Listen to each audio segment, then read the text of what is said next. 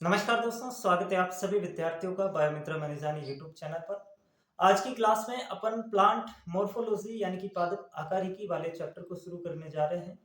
और ये चैप्टर अपन दो पार्ट्स में करेंगे। पहली क्लास आज और एक क्लास नेक्स्ट इसकी और आएगी। और इन दो क्लासों के अंदर प्लांट मॉर्फोलॉजी वाला जो चैप्टर है वो अपना फिनिश हो जाएगा। ठीक है।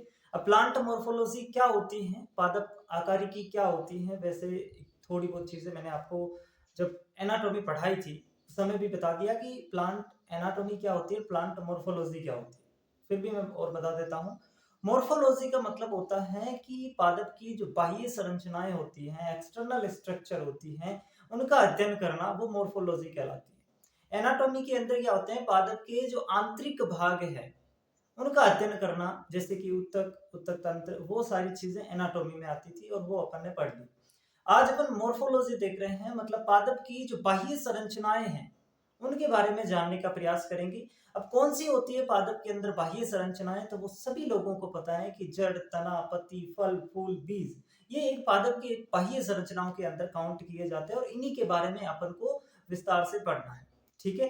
तो एनसीईआरटी से मैं बहुत ज्यादा पढ़ाऊंगा, बहुत मतलब अच्छे से पढ़ाऊंगा। एनसीईआरटी के सामने मतलब ये कंटेंट बेस्ट होगा। आप एनसीईआरटी पढ़ के देख लेना एक बार। मैं तो कहता हूँ आप भले ही इस लेक्चर से पहले एनसीईआरटी पढ़ लेना। आज की क्लास में जैसे अपन जड़, तना और पत्ती, ये तीन टॉपिक कवर करेंगे। तो जड़, तना और पत्ती आप एनसीईआरटी की एक बार रीडिंग लगाना। पहली बात तो आपको समझ में ही नहीं आएगा क्योंकि साथ में लिखा हुआ सारा, ठीक है, एक ही पैराग्राफ में सब कुछ जड़ खत्म कर दिया, तो वो समझ में नहीं आएगा आपको। लेकिन मैं इस क्लास के अंदर आपको सीक्वेंस से बढ़िया तरीके से एक एक चीज को डिस्कस करते हुए, एक्सप्लेन करते हुए सारी चीजें समझाऊंगा। ठीक है। तो एनसीईआरटी से अपन थोड़ा हाई लेवल रखेंगे, मैं पहले ही बता दे रहा हूँ। और इतना भी हाई लेवल नहीं है कि आपको समझ में नहीं आएगा, हाई लेवल होगा लेकिन मैं उसको इतना इजी करके पढ़ाऊंगा कि आपको लगेगा ही नहीं। ठीक है। बाकी जाएंगे अपन सिंपल टू टॉप। ठीक है। दूसरी बात, इस चैप्टर में जो ध्यान रखना योग्य है वो मैं पहले ही बता देता हूँ। एग्जाम्पल, मोर्फोलॉजी एक ऐसा चैप्टर है, इसमें इतने एग्जाम्पल है, इतने एग्जाम्पल हैं, वो आपको याद करने पड़ेंगे। सिंपल सी बात है। एग्जाम्पल अब मैं आपके दिमाग में डाल नहीं सकता, लेकिन जितने एग्जाम्पल मैं बता रहा हूं उतने ही याद करने हैं, उससे बाहर सवाल नहीं बनेगा, ये कंफर्म। तो जितनी चीजें मैं यहाँ पे लिखवाऊं, जितने एग्जाम्पल मैं आपको लिखवाऊं, उतने रट लेना, तुम्हारा सवाल एक भी बार नहीं जाएगा। ठीक है। लेकिन रटना जरूर पड़ेगा क्योंकि है ही इसमें एग्जाम्पल। मोर्फोलॉजी के अंदर लगभग अपन ये मान सकते हैं एग्जाम्पल जिसने याद कर लिए वो अपना 70 to 80% चैप्टर कंप्लीट मान सकता है। ठीक है। चलो अपन शुरू करते हैं बिना टाइम वेस्ट किए। सबसे पहले अगर मैं बात करूं, ये लिखवाने की आवश्यकता है कि मोर्फोलॉजी जो है वो पादप की बाह्य संरचनाओं का अध्ययन होता है कि नहीं, ये बताओ। है तो फिर मैं लिखवा दूं भाई। मोर्फोलॉजी क्या होती है, पादप की बाह्य संरचनाओं का अध्ययन, बाह्य संरचनाओं का अध्ययन। ठीक है। इसको अपन मोर्फोलॉजी कहते हैं। पादप की बाह्य संरचनाओं का अध्ययन जो होता है उसे अपन क्या कहते हैं, मोर्फोलॉजी कहते हैं।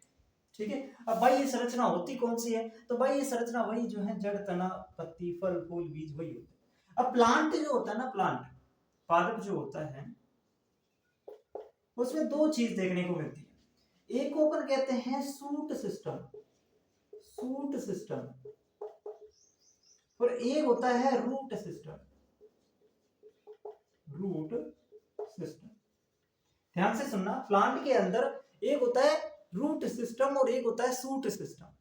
क्या होता है रूट सिस्टम और सूट सिस्टम? मान लो ये क्या है, ये जमीन है, ये क्या है आपकी जमीन है। इस जमीन के जो कुछ भी नीचे वाला पार्ट्स है वो रूट सिस्टम, और इस जमीन से ऊपर जो भी पार्ट्स है वो आपका सूट सिस्टम। अंतर समझ पाए? जमीन के ऊपर जो कुछ भी है, यानी कि हमें जो कुछ भी दिखाई दे रहा है वो क्या है, सूट सिस्टम, और जमीन के नीचे जो है वो रूट सिस्टम। अब जमीन के नीचे क्या है, जड़ें हैं। जमीन के नीचे क्या है, जड़ है।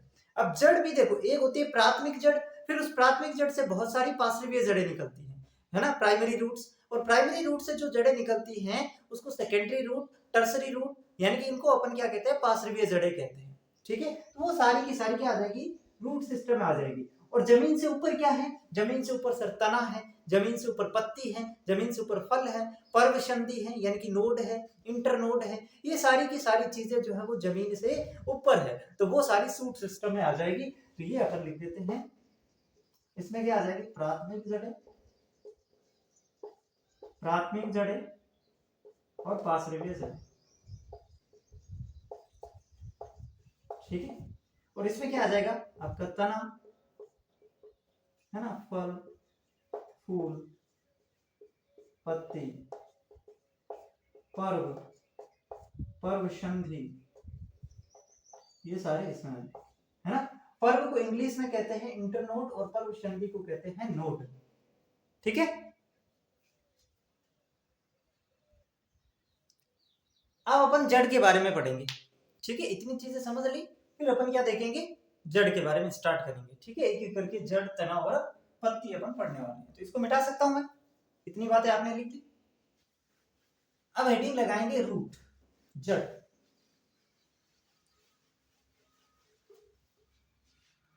सभी लोग हेडिंग लगाएंगे रूट या जड़। देखो, सबसे पहले अपन रूट की विशेषताएं पढ़ेंगे, लक्षण पढ़ेंगे, या अपन कहते हैं रूट की संरचना पढ़ेंगे, स्ट्रक्चर देखेंगे, ठीक है। चाहे मैं जड़ पढ़ाऊं, चाहे मैं तन्ना पढ़ाऊं, चाहे मैं पत्ती पढ़ाऊं, कुछ भी पढ़ाऊं, तो उसमें मैं आपको पहले उसकी संरचना बताऊंगा, स्ट्रक्चर बताऊंगा, उसकी विशेषता बताऊंगा, और फिर मैं उनकी रूपांतरण बताऊंगा, मॉडिफिकेशन बताऊंगा कि जड़ें किस किस में रूपांतरित हो जाती हैं। जैसे कि कुछ जड़ें जो है वो उनमें भोजन संग्रहित हो जाता है, तो वो संग्राही जड़ें, है ना। तो कुछ जड़ें अलग अलग अपना काम करती है, तो वो रूपांतरित हो जाती है। रूपांतरण का मतलब है जड़ का जो एक्चुअल काम है उससे हटके कुछ दूसरा काम करने लग जाए तो वो रूपांतरित हो जाते हैं, मॉडिफिकेशन हो जाता है। तो ये चीजें अपन को देखें। अब जड़ की अगर मैं बात करूं उत्पत्ति की, कि जड़ की उत्पत्ति कैसे होती है, तो जड़ की उत्पत्ति होती है मूलांकुर से। मूलांकुर से, मूलांकुर को इंग्लिश में कहते हैं रेडिकल, मूलांकुर से। देखो, एक जो बीज होता है, इस बीज के अंदर दो स्ट्रक्चर होती है, इस बीज में दो संरचनाएं होती है। एक होता है इसमें प्रांकुर, प्रांकुर, और एक होता है इसमें मूलांकुर। बीज जब अपन जमीन में डाल देते हैं तो उसमें क्या होगा, अंकुरण होगा, और अंकुरण के समय दो स्ट्रक्चर निकलेगी, एक प्रांकुर, एक मूलांकुर।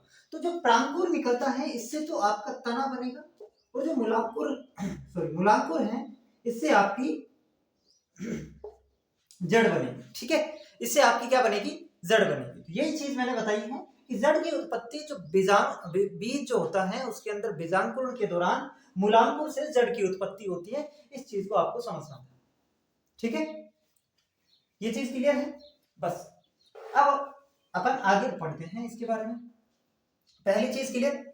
दूसरी अगर मैं बात करूं तो जड़ जो है वो कैसी होती है, जड़ कैसी होती है सर, जड़ होती है बेलनाकार, है, अहरित होती है, मतलब हरी तो नहीं होती है ना, उसमें प्रकाश संश्लेषण वगैरह ऐसा तो कुछ नहीं होता, नहीं, अहरित होती है, बेलनाकार होती है। तो ये जड़ की विशेषता है जो अपन को देखनी है कि जड़ जो है वो आपकी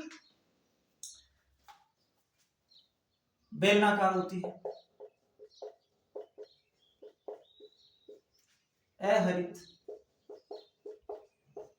और भूमिगत होती है, या फिर बाहर तो नहीं होती। नॉर्मली जड़ें क्या होती है, भूमि के अंदर होती है। अपन कुछ ऐसी जड़ें भी पढ़ेंगे जो भूमि के बाहर है, लेकिन नॉर्मली क्या है, भूमि के अंदर रहती है। तो जड़ बेलनाकार, अहरित और भूमिगत भाग होता है,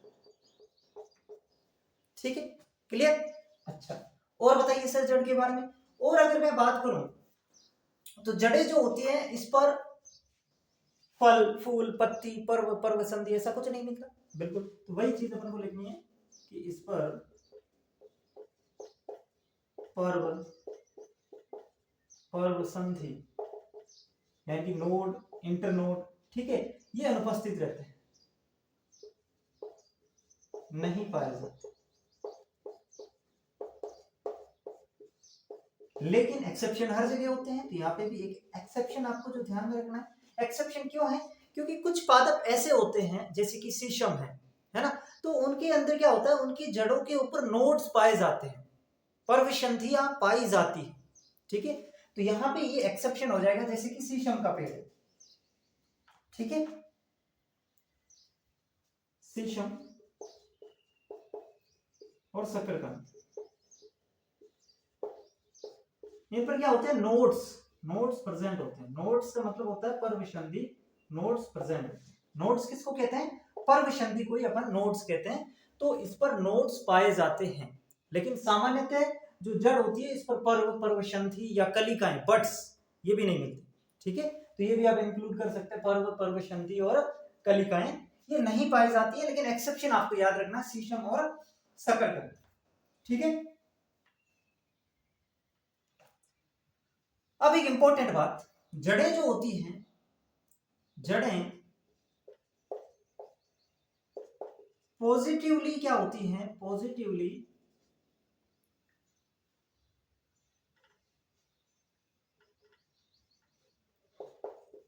positively geotropic, positively geotropic, positively क्या होती हैं? हाइड्रोट्रॉफिक, हाइड्रोट्रॉफिक व निगेटिवली फोटोट्रॉपिक होती है। ये बात मैं समझाऊंगा अभी। निगेटिवली फोटोट्रॉपिक होती है। पॉजिटिवली मतलब धनात्मक। ठीक है, तो जियोट्रॉपिक को कहते हैं गुरुत्वानुवर्ती। ठीक है, और जलानुवर्ती और प्रकाशानुवर्ती। अगर आप हिंदी में लिखना चाहें तो इसका मतलब होता है जलानुवर्ती, जलानुवर्ती, और इसको कहते हैं प्रकाशानुवर्ती, प्रकाशानुवर्ती, और इसको कहते हैं गुरुत्वानुवर्ती। पॉजिटिव का मतलब होता है धनात्मक और नेगेटिव का मतलब ऋणात्मक। अब ये बात क्या हुई? मैंने कहा जो जड़ें होती हैं वो positively geotropic, positively hydrotropic, but negatively phototropic होती है। इसका मतलब ये हुआ कि जड़ें जो है वो किसकी तरफ गति कर रही है? जिसकी तरफ गति कर रही है वो पॉजिटिव, और जिसके अपोजिट साइड में गति कर रही है वो नेगेटिव। तो प्रकाश कहां पे है? ऊपर है। जड़ें कहां पे जा रही है? नीचे।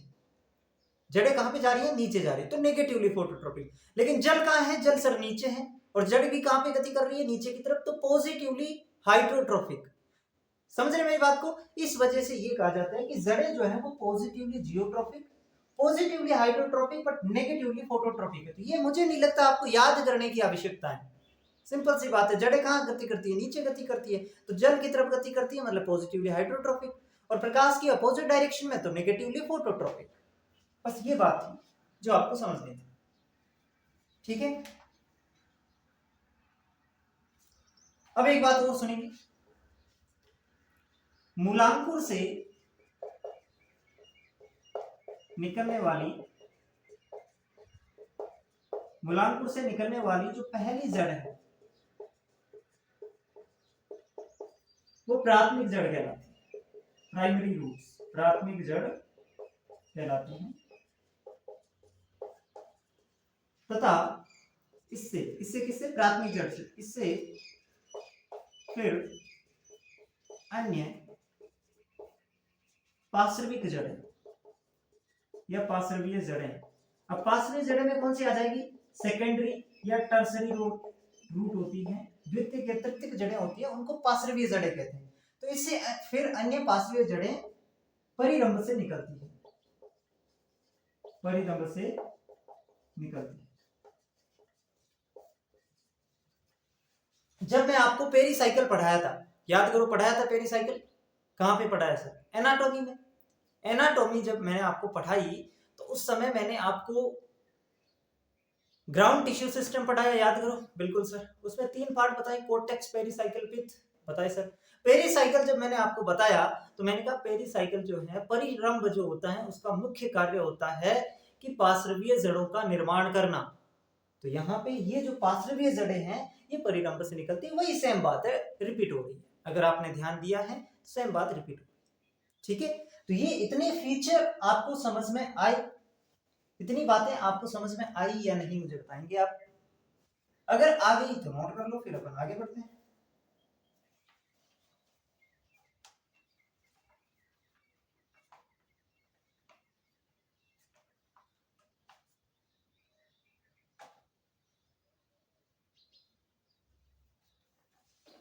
मिटा दो इसको।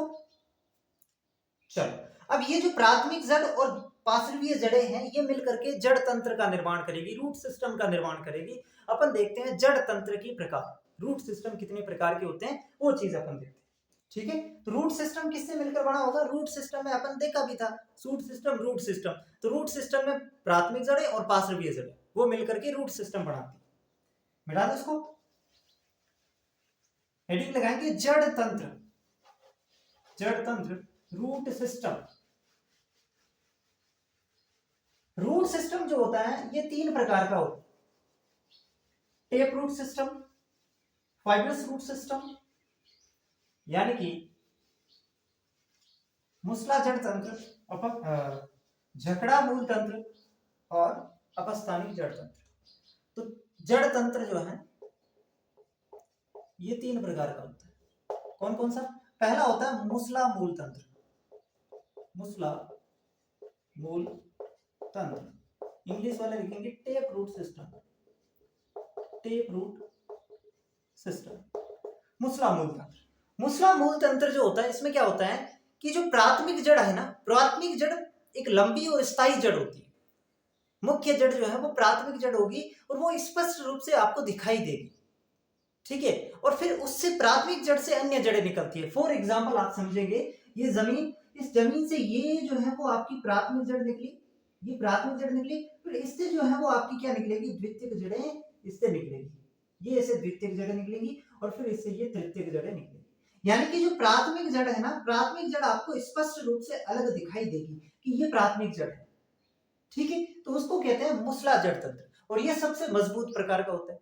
अब जब अपन झकड़ा मूल तंत्र पढ़ेंगे ना, उसमें क्या होती है, जड़ जो है वो प्राथमिक जड़ स्पष्ट रूप से दिखाई नहीं देगी, ये अपन समझेंगे। पहले अपन इतनी लिखते हैं,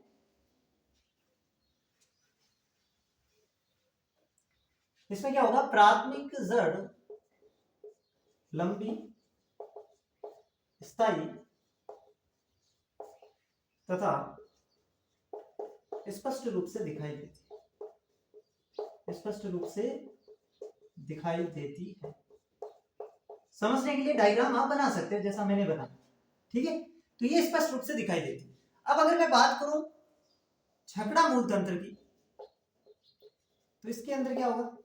झकड़ा मूल तंत्र, झकड़ा मूल तंत्र के अंदर क्या होगा? देखो ये जमीन है, इस जमीन के अंदर, जमीन जो है इसके जस्ट यहां से जड़ों का एकदम गुच्छा निकलता है, ये ऐसे, ये मतलब प्राथमिक जड़ कौन सी है पता ही नहीं चलता, सारी जड़ों का क्या हो गया? मिक्सिंग हो गया।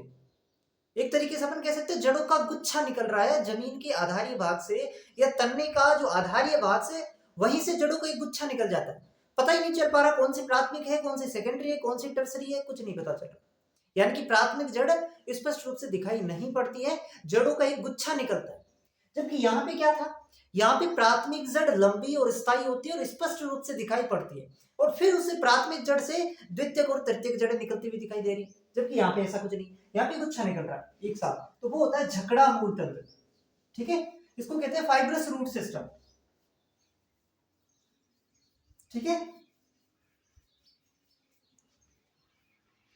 प्राथमिक जड़ अस्थायी तो अस्पष्ट होती, दिखाई नहीं देती, अस्पष्ट। यहां पे लिखेंगे तने के आधारीय भाग से, यानी कि तने का जो नीचे वाला भाग है, तने के आधारीय भाग से जड़ों का एक गुच्छा निकलता है, जड़ों का गुच्छा निकलता है। देखो ये सवाल आई थिंक एग्जाम में मुझे भी पता नहीं पूछेंगे, लेकिन अपन को तो समझना है ना यार कि होता क्या है। ठीक है, अपन को तो समझना पड़ेगा, अपन अभी पढ़ रहे हैं और समय है हमारे पास, तो अपन एक एक चीज को समझेंगे। ठीक है, अब देखो, अब ये किसके अंदर मिलता है, ये किसके अंदर मिलता है? तो आपने देखा होगा जैसे कि गेहूं है, गेहूं के पौधे को आप कभी उखाड़ के देखना, या बाजरे के पौधे को कभी उखाड़ के देखना, उसमें बिल्कुल जड़े गुच्छे के रूप में आपको दिखेगी। ये बिल्कुल आप प्रैक्टिकल कर सकते हैं। तो यहाँ पे जो है वो झकड़ा मूल तंत्र किसमें देखने को मिला था? मोनोकोट में। एक बीज पत्री जो होते हैं उनके अंदर, जैसे कि गेहूं वगैरह बाजरा, ये मोनोकोट्स होते हैं, तो मोनोकोट के अंदर आपको झकड़ा मूल तंत्र। जबकि जो डाइकोट होता है, डाइकोट प्लांट्स होते हैं, उनके अंदर क्या देखने को मिलेगा? डाइकोट के अंदर मुसला जड़ तंत्र, और ये सबसे मजबूत भी होता है, मजबूत होता है। ठीक है, सबसे मजबूत होता है। तो बताओ मूसला मूल तंत्र और झगड़ा मूल तंत्र क्लियर हुआ? बिल्कुल सिंपल। मूसला मूल तंत्र के अंदर प्राथमिक जड़ स्पष्ट रूप से दिखाई देती है, स्थायी और लंबी होती है और उससे अन्य पार्श्वीय जड़ें निकलती है। जबकि झगड़ा मूल तंत्र में प्राथमिक जड़ अस्थायी होती है, अस्पष्ट होती है, दिखाई नहीं देती, क्योंकि तने के आधारी भाग से ही एक जड़ों का गुच्छा निकला रहता है। ठीक है, तो हम अंतर नहीं कर पाते। मूसला मूल तंत्र जो है वो आपके डाइकोट प्लांट्स में देखने को मिलता है, जबकि झगड़ा मूल तंत्र मोनोकोट प्लांट्स में देखने को मिलता है। ठीक है, चलो इतनी बातें आपको जाननी थी। अब तीसरा कौन सा आएगा सर? तीसरा आएगा अपस्थानिक जड़ें। तीसरा कौन सा आ जाएगा? अपस्थानिक जड़ें। अपस्थानिक जड़ें क्या होती है? अपस्थानिक जड़ तंत्र क्या होता है? या अपस्थानिक मूल तंत्र।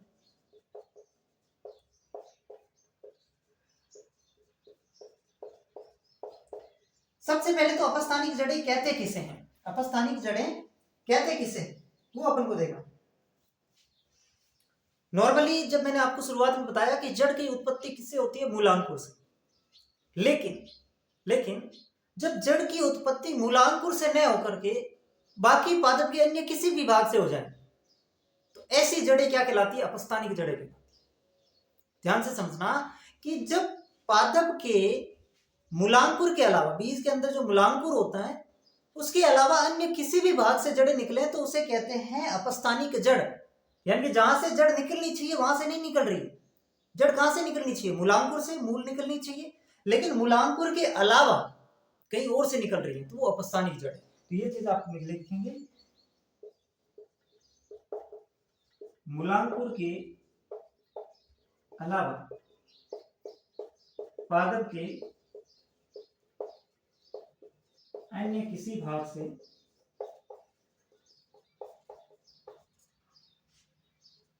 निकलने वाली जड़ अपस्थानिक जड़ें होती है।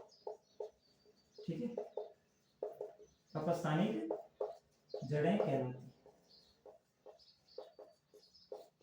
अभी अपस्थानिक जड़ें पाई किस में जाती हैं? तो बहुत सारे घास होते हैं, घास के अंदर, ठीक है, बरगद के पेड़ के अंदर, ठीक है, मोनेस्ट्रा के अंदर,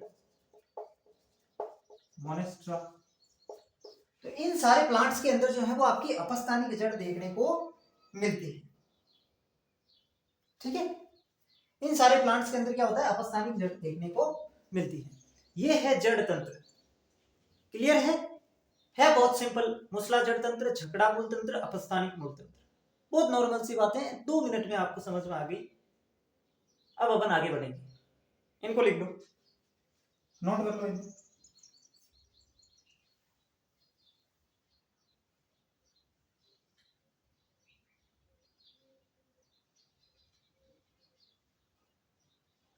मिटा दो। चलो अब अपन पढ़ेंगे जड़ क्षेत्र, रूट रीजन। मतलब एक जड़ के अंदर अलग अलग क्षेत्र पाए जाते हैं, अलग अलग भाग पाए जाते हैं, वो कौन से हैं? अलग अलग भाग पाए जाते हैं कैसे? मान लो ये एक जड़ है, ठीक है, मान लो ये एक जड़ है, तो इस जड़ के अंदर अलग अलग भाग आपको देखने को मिलेंगे। ये पार्ट्स कुछ कहलाएगा, इस जस्ट ये जो पार्ट्स है इसको मूल गोप अपन कहेंगे, ठीक है, जो टोपीनुमा संरचना होती है। इसके पास वाला ये जो पार्ट्स होता है इसको अपन विभज्योतक क्षेत्र कहेंगे। फिर इधर वाला ये जो पार्ट्स होता है इसको अपन कहेंगे दीर्घीकरण क्षेत्र, और इधर ये वाला जो पार्ट्स होता है इसको अपन कहेंगे परिपक्वन क्षेत्र, जिससे मूल ड्रोप निकलते हैं। तो ये एक जड़ के अंदर अलग अलग भाग हैं जिनके बारे में अपन समझेंगे। ठीक है, तो ये डायग्राम आपसे कोई नहीं पूछेगा, बनाना हो तो बना लेना। जड़ जो है इसके अंदर अपन बात कर रहे हैं जड़ क्षेत्र की, और जड़ के अंदर कितने जड़ क्षेत्र होते हैं? 4 जड़ क्षेत्र होते हैं। कौन कौन से? एक होता है मूल गोप यानी कि रूट केप, दूसरा होता है विभज्योतक क्षेत्र, मेरिस्टेमेटिक रीजन, तीसरा होता है दीर्घीकरण क्षेत्र, इलोंगेशन रीजन, और चौथा होता है परिपक्वन क्षेत्र या मैच्योरेशन रीजन। समझ गए? मूल गोप, विभज्योतक क्षेत्र, दीर्घीकरण क्षेत्र, परिपक्वन क्षेत्र। ठीक है, लिख लेते हैं अपन। सबसे पहले अपन बात करेंगे जड़ क्षेत्र में मूल गोप की। मूल गोप की, मूल गोप के अंदर 3 विशेषताएं आपको ध्यान में रखनी है। क्या? बहुकोशिकीय होता है। मूल गोप कैसा होता है? बहुकोशिकीय। पेरेन्काइमा सेल से निर्मित, पेरेन्काइमा सेल्स से निर्मित टोपीनुमा संरचना, टोपीनुमा संरचना, टोपीनुमा संरचना। ये तीन बातें। सबसे पहले जो मूल गोप होगा वो मूल गोप बहुकोशिकीय होता है, मल्टीसेल्यूलर। फिर ये पेरेन्काइमा सेल से निर्मित होता है, और फिर ये एक टोपीनुमा संरचना है, केप लाइक स्ट्रक्चर। तीन बातें याद रख लोगे? रख लोगे। सर ये करता क्या है? तो मैंने कहा ना, इसके जस्ट पास में क्या होता है? विभज्योतक क्षेत्र होता है। तो उस विभज्योतक क्षेत्र की जो कोशिकाएं हैं उनको घर्षण से बचाना, ये इसका मुख्य कार्य होता है। इसी के साथ में अपन ऐड करके लिख देंगे, बहुकोशिकीय पेरेन्काइमा सेल से निर्मित टोपीनुमा संरचना जो विभज्योतक क्षेत्र की कोशिकाओं को, विभज्योतक क्षेत्र की कोशिकाओं को घर्षण से सुरक्षा प्रदान करता है।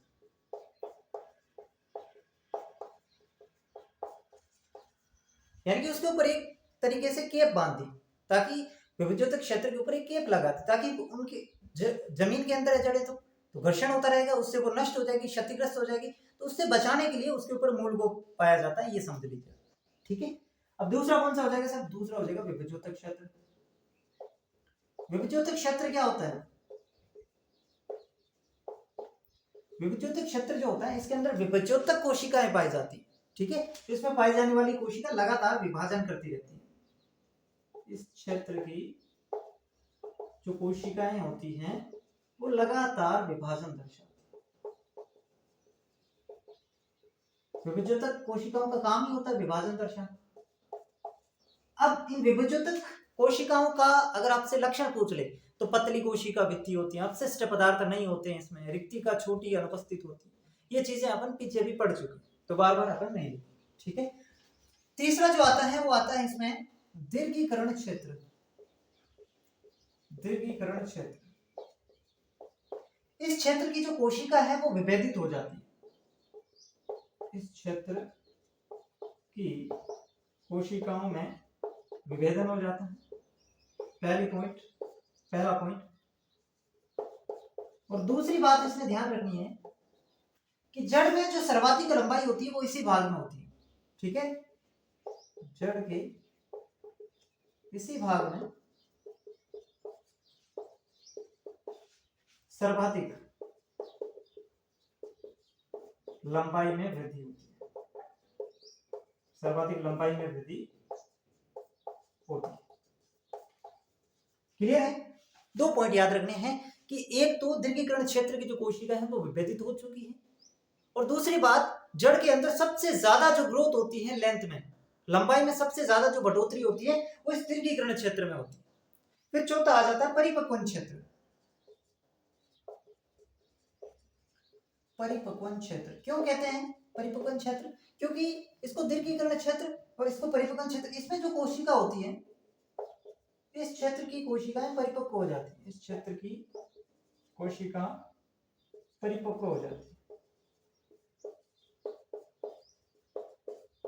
ठीक है। दूसरा जो सबसे महत्वपूर्ण पॉइंट, मूल रोम यहीं से निकलते हैं। मूल रोम इसी क्षेत्र में निकलते हैं,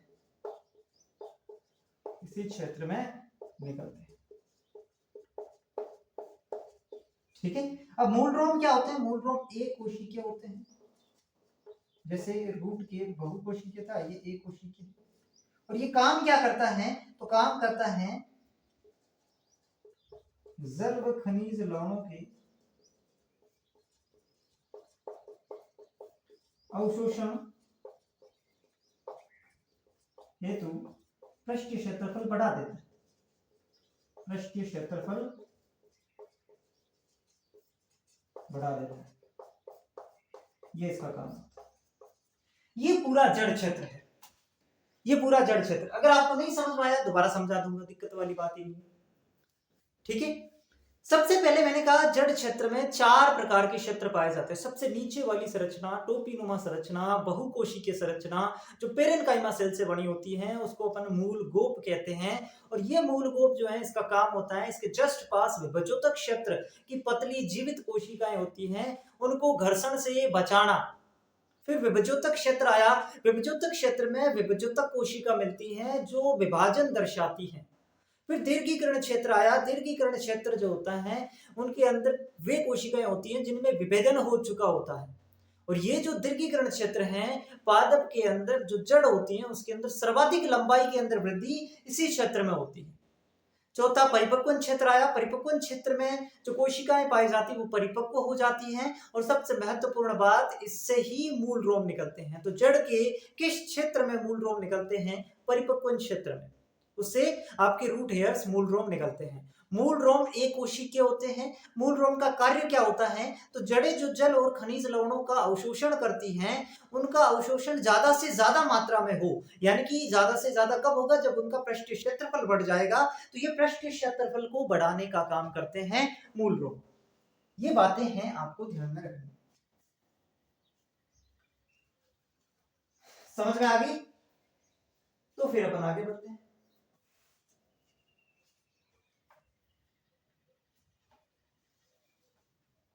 मिटा दो इसको, लिखो फटाफट लिखो।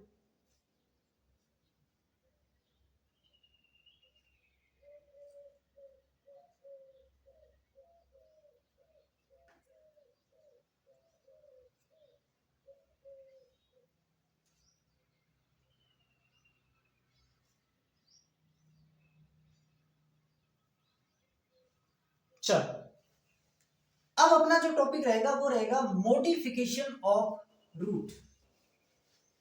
अगला जो टॉपिक रहेगा वो रहेगा मॉडिफिकेशन ऑफ रूट। अभी तक हमने क्या पढ़ा? सबसे पहले जड़ की विशेषताएं देखी हमने, है ना? फिर हमने क्या देखा? फिर हमने देखा रूट सिस्टम, जड़ तंत्र, और फिर हमने देखा जड़ क्षेत्र। ये 3 बातें अपन ने पढ़ी। अब चौथा जो पॉइंट है और लास्ट पॉइंट है जड़ों के अंदर वो है जड़ों के रूपांतरण। अगली जो आप हेडिंग लगाएंगे वो लगाएंगे जड़ों के रूपांतरण, या इसको अपन कहेंगे मॉडिफिकेशन ऑफ रूट।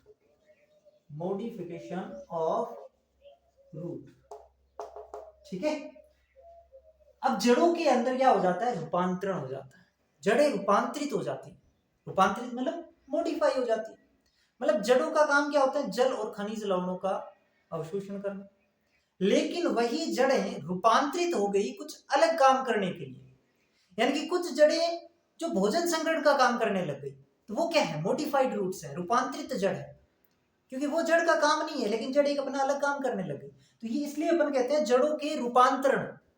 समझ गए? ये जड़ों के रूपांतरण का मतलब समझ गए कि जड़ों का जो मेन काम है वो नहीं करके कुछ अन्य काम करने लग जाए, तो वो जड़ें रूपांतरित जड़ें कहलाती। अब जड़ें रूपांतरित जड़ें कौन कौन सी होती हैं अपन पढ़ेंगे। सबसे पहले संग्राही जड़ें। संग्राही जड़ें, संग्राही जड़ें, इससे नाम से कुछ कुछ पता चल रहा है, संग्रहण का काम कर रही है। क्या संग्रहण का काम? भोजन संग्रहण का काम कर रही है। यानी कि जो जड़ है उस जड़ के अंदर भोजन संग्रहित हो गया, वो जड़ खाद्य हो गई, खाने योग्य जड़ हो गई, उन्हें कहते हैं संग्राही जड़। तो संग्राही जड़े का सिंपल सा मतलब ये हुआ कि कुछ पादपों में जो मुसला जड़ें हैं वो भोजन संग्रहण के लिए रूपांतरित हो जाती है, अर्थात उनमें भोजन संग्रहित हो जाता है। और जिन जड़ों में भोजन संग्रहित हो गया वही जड़ें क्या होती है? खाने योग्य होती है। तो आपसे पूछ ले खाने योग्य जड़ें कौन सी होती है? जो संग्राही जड़ें हैं वही खाने योग्य जड़ें हैं। एग्जाम में सीधा सीधा सवाल टपकता है, निम्न में से खाने योग्य जड़ है या निम्न में से खाने योग्य जड़ नहीं है। ठीक है, तो अब एग्जाम्पल अपन देखेंगे। पहले इसको समझ लेते हैं कि कुछ पादपों में मुसला जड़ें, कौन सी जड़ें?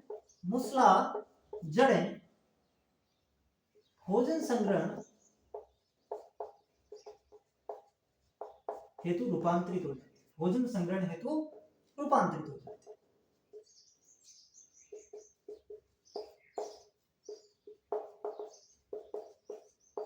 उन्हें अपन संग्राही जड़ें।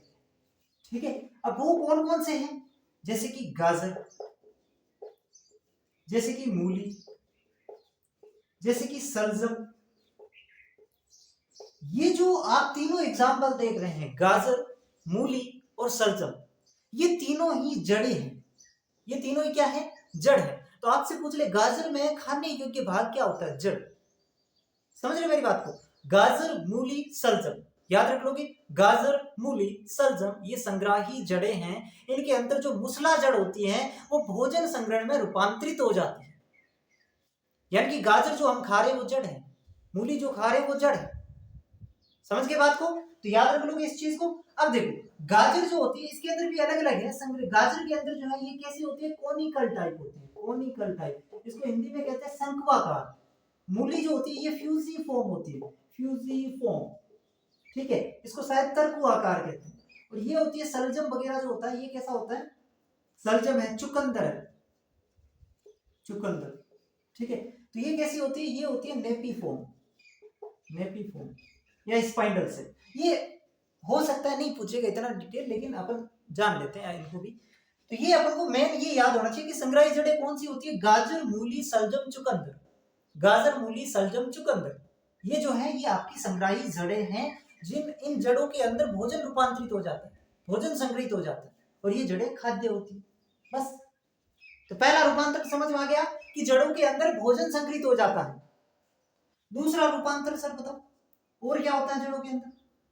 और सुनो, एक होती है श्वसनीय जड़ें, एक होती है श्वसनीय जड़ें, यानी कि इनके अंदर जड़ जो है वो श्वसन का काम करेगी या श्वसन में सहायता करेगी।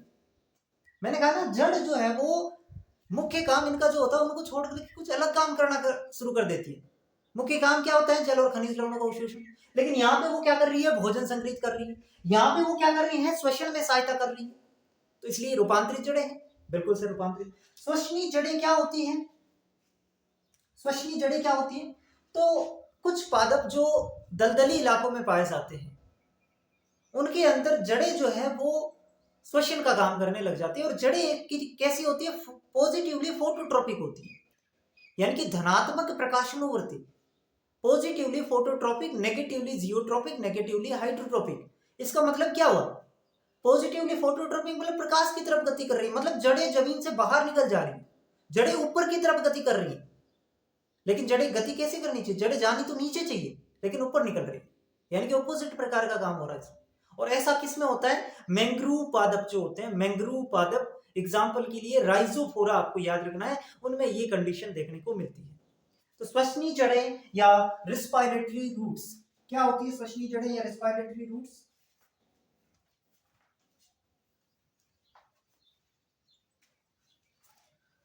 श्वसनीय जड़ें दलदली व लवणीय क्षेत्रों में पाए जाने वाले पादपों में ये जड़ें मिलती। ये जड़ें जो होती हैं ये पॉजिटिवली फोटोट्रॉपिक होती है, यानी कि जस्ट अपोजिट, जड़ जड़ का उल्टा कर देना, तना का जो है ना वही कंडीशन है इसमें। पॉजिटिवली फोटोट्रॉपिक, नेगेटिवली जियोट्रॉपिक और नेगेटिवली हाइड्रोट्रॉपिक होती है, ठीक है। ये बात होगी। अब ये पाई किस में जाती है? तो मैंग्रोव पादपों में पाई जाती है, मैंग्रोव पादपों में पाई जाती है। और एग्जाम्पल आपको एक याद रखना, राइजोफोरा, राइजोफोरा। बस ये बातें आपको श्वसनीय जड़ों के बारे में ध्यान में रखनी है। ये बातें आपको श्वसनीय जड़ों के बारे में ध्यान रखनी है। इतनी बातें समझ में आ गई? सिंपल है। चल आगे बढ़े, मिटा सकता हूं इसको?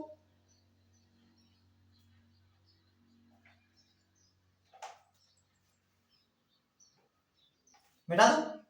चल अब और है, समाप्त नहीं हुई अभी तो। देख सुनो, हमने संग्रही जड़ें पढ़ ली, हमने श्वसनीय जड़ें पढ़ ली। अब तीसरा है नोड्यूलेटेड रूट्स, नोड्यूलेटेड रूट्स यानी कि ग्रंथिका जड़ें। तीसरा है नोड्यूलेटेड नोड्यूलेटेड रूट्स यानी कि ग्रंथिकाएं जड़ें, ग्रंथिकाएं जड़ें। ये क्या होती है? जो लेग्यूम प्लांट्स होते हैं, लेग्यूम पादप जो होते हैं या लेग्यूमिनेसी फैमिली के जो प्लांट है, उनकी जड़ें नाइट्रोजन फिक्सेशन के लिए, नाइट्रोजन स्थिरीकरण के लिए अपने जड़ों के अंदर नोड्यूल्स, ग्रंथिकाओं का निर्माण कर लेती है। यानी कि जड़ें क्या काम करना शुरू कर देती है? नाइट्रोजन स्थिरीकरण का, नाइट्रोजन फिक्सेशन का। तो यही बात आपको लिखनी है कि लेग्यूम पादपों में, ये मिलते किसमें? लेग्यूम प्लांट्स में। लेग्यूम पादपों की जड़ों में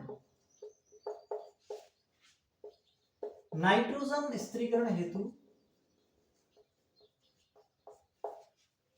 ग्रंथिकाओं का निर्माण हो जाता है, जड़ ग्रंथिकाओं का निर्माण हो जाता है।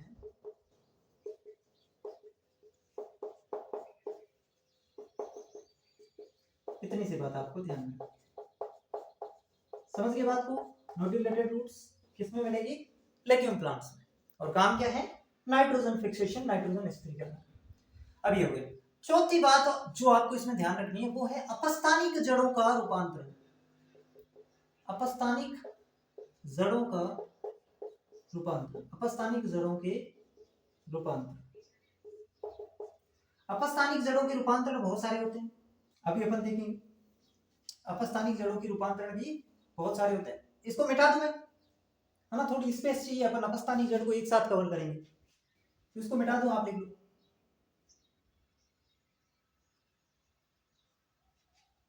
मिटा दूं? चलो,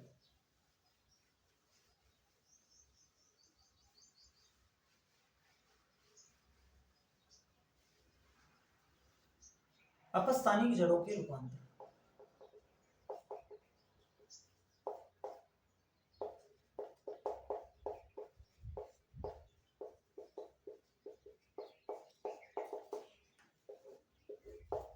पहली बात, अपस्थानिक जड़ों के रूपांतरण में देखो, एक तो आती है इसमें स्तंभ जड़ें, स्तंभ जड़ें जिसको अपन कहते हैं प्रोप रूट।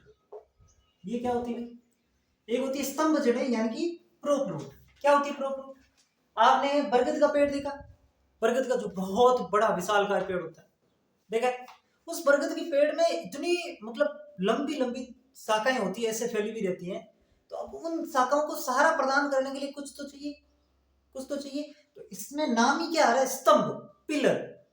यानी कि उन बरगद की पेड़ की जो साइड में जो पास में शाखाएं निकली हुई रहती है, उनको सहारा प्रदान करने के लिए नीचे जो है वो एक स्तंभ के रूप में, पिलर के रूप में अपस्थानिक जड़ें निकल जाती है और जमीन को टच करती है। अगर आपने बरगद का पेड़ देख रखा है तो आपको जो मैं बोल रहा हूँ वो समझ में आ रहा है। अब नहीं देख रहा है तो कैसे समझ में आएगा, है ना? तो बरगद के पेड़ में जो लंबी पास में शाखाएं होती है, उनको सहारा प्रदान करने के लिए पिलर की तरह अपस्थानिक जड़ें होती हैं, उनको अपन प्रोप रूट कहते हैं। जैसे फॉर एग्जांपल मैं आपको डायग्राम बना के समझाऊं तो ये आपका बरगद का पेड़, ठीक है। अब यहाँ पे इसे लंबी लंबी ऐसी शाखाएं इस बरगद से पेड़ से निकली रहती है, तो इनके लिए ऐसे जो है वो पार्श्वीय जड़ें पिलर की तरह निकली हुई रहती है। ये प्रोप रूट है। ये क्या है? आपकी प्रोप रूट है, स्तंभ जड़ें। तो ये किस में मिलेगी देखने को? बरगद में, ठीक है। ये किस में देखने को मिलेगी? बरगद के अंदर, ठीक है। इतना एग्जाम समझ में आ गया? फिर बहुत है, या लिखना चाहो तो लिख सकते हो कि बरगद की पेड़ में जो लंबी पार्श्वीय शाखाएं होती है, उनको सहारा प्रदान करने के लिए अपस्थानिक जड़ें पिलर की तरह कार्य करती है। लिख लो कि मैं लिखूं? लिख लो यार, बरगद के पेड़ में लंबी पार्श्वीय शाखाएं जो होती है, लंबी पार्श्वीय शाखाओं को सहारा प्रदान करने हेतु, ये सिर्फ समझने के लिए, कोई सवाल नहीं पूछेगा, बस ये पूछेगा कि प्रोप रूट किस में मिलती है? बरगद के पेड़ में। बस ये तुम्हें याद होना चाहिए, नहीं तो अपस्थानिक जड़ें पिलर की तरह, पिलर क्या होता है ये तो तुम्हें पता ही है, पिलर की तरह कार्य करती है। बस ये समझने के लिए। दूसरा आता है इसमें अवस्तंभ जड़ें। अवस्तंभ जड़ें ये क्या होती है? अवस्तंभ जड़ें, अवस्तंभ जड़ें जिसको अपन इंग्लिश में कहते हैं स्टिल्ट रूट। स्टिल्ट रूट ये क्या होती है कि कुछ पादपों के तने बहुत लंबे होते हैं। कुछ पादपों के तने क्या होते हैं, बहुत लंबे होते हैं, जैसे कि शुगर केन, गन्ना, कितना लंबे लंबे लट होते हैं। तो वो उसका इतना लंबा तना होता है ना, उसको सहारा चाहिए, उसको इतना लंबा खड़ा नहीं रहेगा, उसको कुछ ऐसे नीचे से ऐसे सपोर्ट करने वाली कुछ चीजें चाहिए। ठीक है, तो यहाँ पे क्या होता है, जो गन्ने का जो पेड़ है, उस गन्ने के पेड़ में यहाँ पे जो है इसके निचली जो पर्व संध्या है ना, यहाँ से कुछ ऐसे तीव्र रूप से जड़ें निकलती हैं जो इसको सहारा प्रदान करती हैं, और ये जो जड़ें हैं ना, यही कहलाती हैं स्टिल्ट रूट। ये जो जड़ें हैं ना, इन्हें अपन क्या कहते हैं, स्टिल्ट रूट कहते हैं। ठीक है,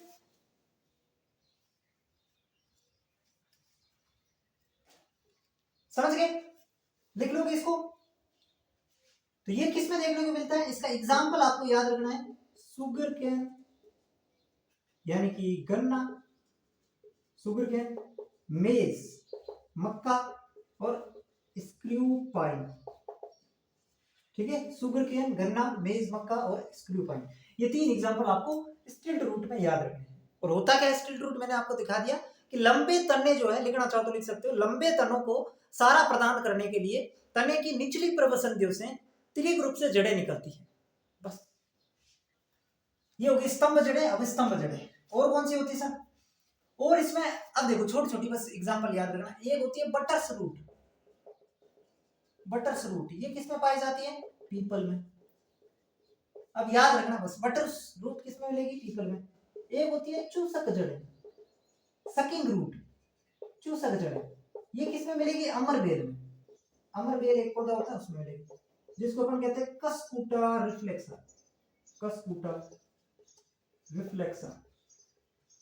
ठीक है, कस्कूटा रिफ्लेक्सा, अमरबेल के अंदर चूसक जड़ें मिलेगी। एक होता है इसके अंदर आर्द्रता ग्राही जड़ें, आर्द्रता ग्राही जड़ें, तो ये ऑर्किड में मिलती है। ऑर्किड पादप जो होते हैं, ऑर्किड जैसे वेंडा, ठीक है, तो उनके अंदर ये देखने को मिलती है। ठीक है, ये सारी की सारी अपस्थानिक जड़ों के रूपांतरण। एग्जाम्पल याद रख लोगे, मैंने कहा ना सब कुछ इसमें एग्जाम्पल है, तो याद रखना बस की बटस रूट पीपल में, चूसक जड़ें अमरबेल में, आर्द्रता ग्राही जड़ें ऑर्किड, और अब स्तंभ जड़ें शुगर केन, मेज स्क्रू पाइन, और स्तंभ जड़ें बरगद में। एग्जाम्पल याद कर लेना, बाकी अगर कुछ नहीं समझ में आया, वैसे समझ में आ गया होगा, मुझे पता है, भरोसा है मेरे ऊपर। ठीक है, चलो अब एक इंपॉर्टेंट पॉइंट नोट करो, इंपॉर्टेंट पॉइंट नोट करो।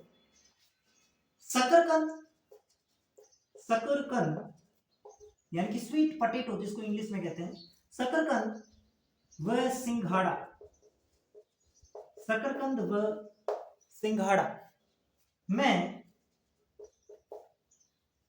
अपस्थानिक जड़ें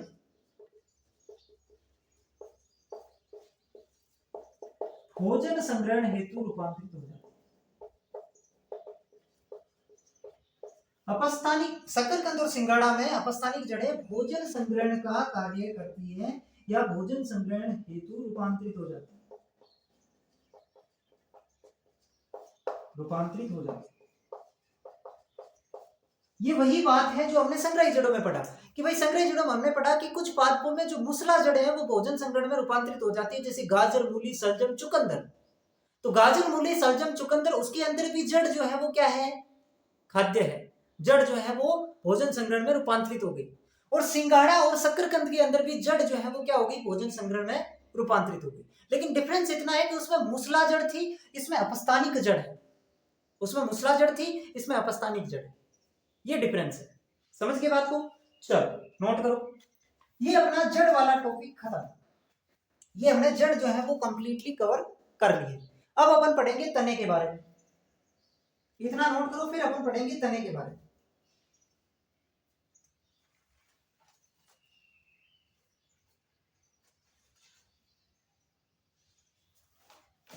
मिटा दो, चलो तना क्या होता है, तने के बारे में विशेषता क्या देखे। तना जो है वो जमीन से ऊपर होता है, जब तना छोटा होता है तो हरा होता है, प्रकाश संश्लेषी होता है, लचीला होता है। जब तना बड़ा हो जाता है तो ये काष्ठीय हो जाता है, भूरे रंग का हो जाता है। तना जो है वो आपका क्या होता है, पॉजिटिवली फोटोट्रोपिक होता है, नेगेटिवली जियोट्रोपिक और नेगेटिवली हाइड्रोट्रोपिक होता है। यानी कि जड़ नीचे वृद्धि करती है तो उसका जो है उसका उल्टा करेंगे तो तना हो जाएगा। समझ गए? तो यही तने के बारे में जानना है। तने की उत्पत्ति प्रांकुर से होती है, सारी चीजें तो पढ़ी रखी है, फिर भी पढ़ लेते हैं। स्टेम, स्टेम तना, उत्पत्ति किससे होती है? उत्पत्ति सर प्रांकुर से, प्रांकुर प्लूमूल। ओके, तने की अगर मैं बात करूं तो तरुण तना जो है, तरुण मतलब जवान, तरुण तना लचीला हरा, वह प्रकाश संश्लेषी होता है। जब तना छोटा होता है तब आप देखेंगे प्रकाश संश्लेषण भी करता है, क्योंकि हरा है, बिल्कुल पतला सा कोमल सा, प्रकाश संश्लेषी होता है। लेकिन बाद में ये क्या हो जाता है? बाद में मोटा काष्ठीय हो जाता है, काष्ठीय। ठीक है, और बताओ सर? और ठीक है भाई। अब देखो, अब अपन क्या करेंगे, ये positively phototropic, positively phototropic, negatively geotropic व नेगेटिवली हाइड्रोट्रोपिक, हाइड्रोट्रोपिक होता है। आई थिंक ये बात किसी को याद करने की आवश्यकता नहीं है, ये भी तुम याद कर रहे हो ना, फिर तो मतलब क्या ही बोलूं, ये तो अपने आप दिमाग में ही आएगा। ठीक है, सिंपल सी चीज है यार, प्रकाश की तरफ गति कर रहा है तो वो सिर्फ पॉजिटिव, और जल और वो नीचे रह गई गुरुत्वा जो है वो शक्ति जो भी। ठीक है, और बताओ, और तो सर इसमें है जो नोड है, इंटरनोड है, फल फूल ये सब तने पर मिलते हैं। ठीक है, तो node, internode, birds, fruits, flower इसी पर पाए जाते, तने पर ही तो मिलते, इसी पर पाए जाते। क्या ही लिखा रहा हूं मैं, छोटी छोटी बातें आपको सारी लिखा रहा हूं। ठीक है, तो ये कुछ महत्वपूर्ण बातें तने के बारे में।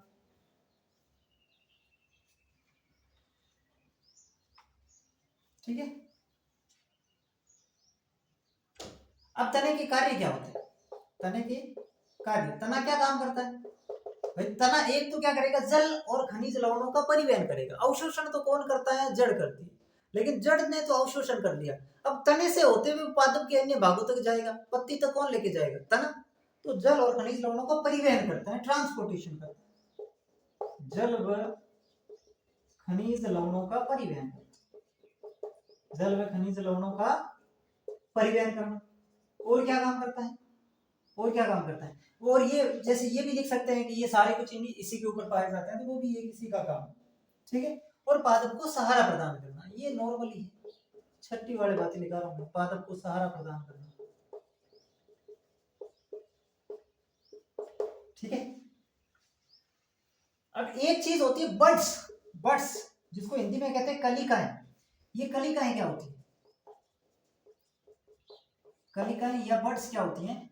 ये जो है वो सघन मतलब घनी, सघन पास पास में सघन अविकसित परव है। तो ये इसके बारे में एक लाइन याद रख लेना, अविकसित होती हैं और सघन होती है, सघन और अविकसित परव है। और ये जो कलिकाएं होती है ये दो प्रकार की होती है, एक होती है शीर्ष, या इसको अपन कह सकते हैं अग्रस्त। ठीक है, और एक होती है कक्षीय, कक्षीय कलिकाएं। कलिकाएं कितने प्रकार की हुई? दो प्रकार की। कौन कौन सी? एक तो शीर्ष या अग्रस्त, और एक कक्ष कलिका। कक्ष कलिका को इंग्लिश में कहते हैं एक्सिलरी बड्स, एक्सिलरी बड्स, और इसको कहते हैं एपिकल बड्स या टर्मिनल बड्स।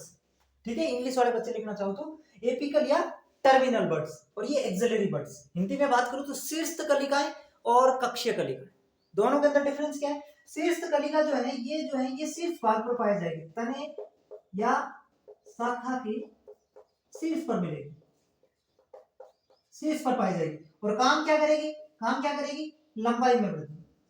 किसकी लंबाई में? तने, तने पर है तो तने की लंबाई में वृद्धि, और शाखा ब्रांचेस पर है तो उसकी लंबाई में वृद्धि, लंबाई में वृद्धि का काम करेगी।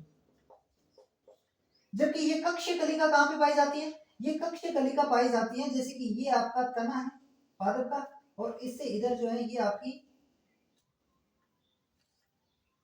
लीफ निकली हुई रहती है। तो ये वाला जो पार्ट्स है ना, ये वाला, ये कक्षकलिका होती है, यानी कि तने और इस पर्णवृंत के बीच वाले पार्ट्स में से कक्षकलिका एक्सिलरी बड्स निकलती है। तो ये कलिका के बारे में छोटा सा पॉइंट है कि सघन और अविक्षिप्त परोह है कलिकाएं। और कलिकाएं दो प्रकार की होती है, एक होती है शीर्ष कलिका या अग्रस्त कलिका। शीर्ष कलिका, अग्रस्त कलिका का मतलब नाम से पता चल रहा है कि ये तने या शाखा के शीर्ष भाग पर, टॉप पार्ट पर होगी, और काम क्या होता है उसकी लंबाई में वृद्धि करना। फिर आती है एक्सिलरी बड्स। एक्सिलरी बड, ये तना, यहाँ से ये पत्ती निकली, तो इन दोनों के बीच की ये जो संरचना होती है उसको अपन कहते हैं एक्सिलरी बड्स। ये नोट करो, इतनी बातें तने के बारे में आप नोट करो। फिर अपन पढ़ेंगे फिर मॉडिफिकेशन ऑफ स्टेम। तने के अंदर भी मॉडिफिकेशन है, ठीक है। इतनी बातें आप नोट करो, फिर अपन मॉडिफिकेशन ऑफ स्टेम पे आते हैं।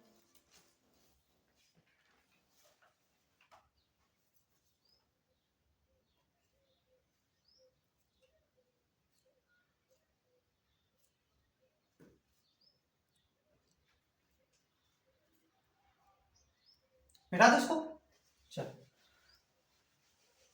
हेडिंग लगाएंगे तने के रूपांतरण, मॉडिफिकेशन ऑफ रूट्स और स्टेम। आज तना जड़ सब साथ में मिक्स हो रहे हैं।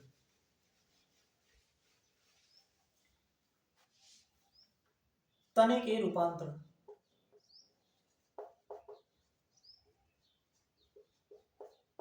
Modification of stem. सबसे पहले इसके अंदर आएंगे भूमिगत तने। भूमिगत तने, अंडरग्राउंड स्टेम, अंडरग्राउंड स्टेम। भूमिगत तने, अंडरग्राउंड स्टेम। हमने तो सुना था तना जमीन के बाहर होता है, अब आप लिखा रहे हो भूमिगत तना।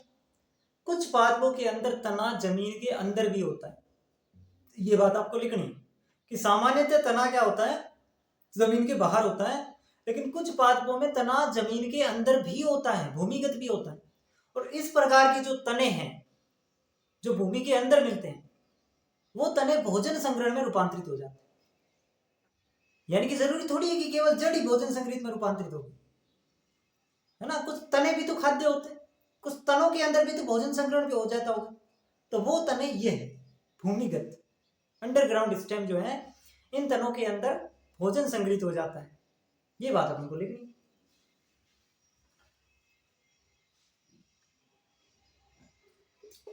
सामान्यतः तने जमीन के ऊपर मिलते हैं, ये बात मैं आपकी मान रहा हूं, जमीन के ऊपर होते हैं। लेकिन कुछ पादपों के अंदर, कुछ पादपों में ये जमीन के नीचे होते हैं और भोजन संग्रहण का काम करेंगे, और भोजन संग्रहण का कार्य करते हैं, भोजन संग्रहण का कार्य करते हैं। ये इंपॉर्टेंट लाइन है, भोजन संग्रहण का कार्य करते हैं। तो तने कौन से हैं भाई ऐसे जो भोजन संग्रहित करते हैं? अब इसके अंदर अलग अलग प्रकार अपन पढ़ेंगे। इसके अंदर अपन क्या करेंगे, अलग अलग प्रकार पढ़ेंगे। भूमिगत तने जो है इसके अंदर एक प्रकार आप लिखो राइजोम। राइजोम जिसको अपन हिंदी में कहते हैं भूस्थाई, ठीक है, मैं तो कहता हूं इंग्लिश में याद रखना। दूसरा होता है कॉर्म, जिसको कंद कहते हैं, अब सारे कंद ही कहते हैं इसको, राइजोम, कॉर्म, ट्यूबर, ट्यूबर, और चौथा हो जाएगा बल्ब। ये चार प्रकार के भूमिगत तने होते हैं। कौन कौन से? Rhizome, corm, tuber, bulb. याद रख लोगे, राइजोम, कॉर्म, ट्यूबर और बल्ब, ठीक है। अब इसके अंदर एग्जाम्पल अपन को याद रखना है। एग्जाम्पल अपन याद रखें तो सबसे पहले देखो, सबसे सिंपल कौन सी? ट्यूबर में एक एग्जाम्पल आपको याद रखना, आलू। क्या याद रखोगे? आलू। बल्ब में आपको याद रखना लहसुन,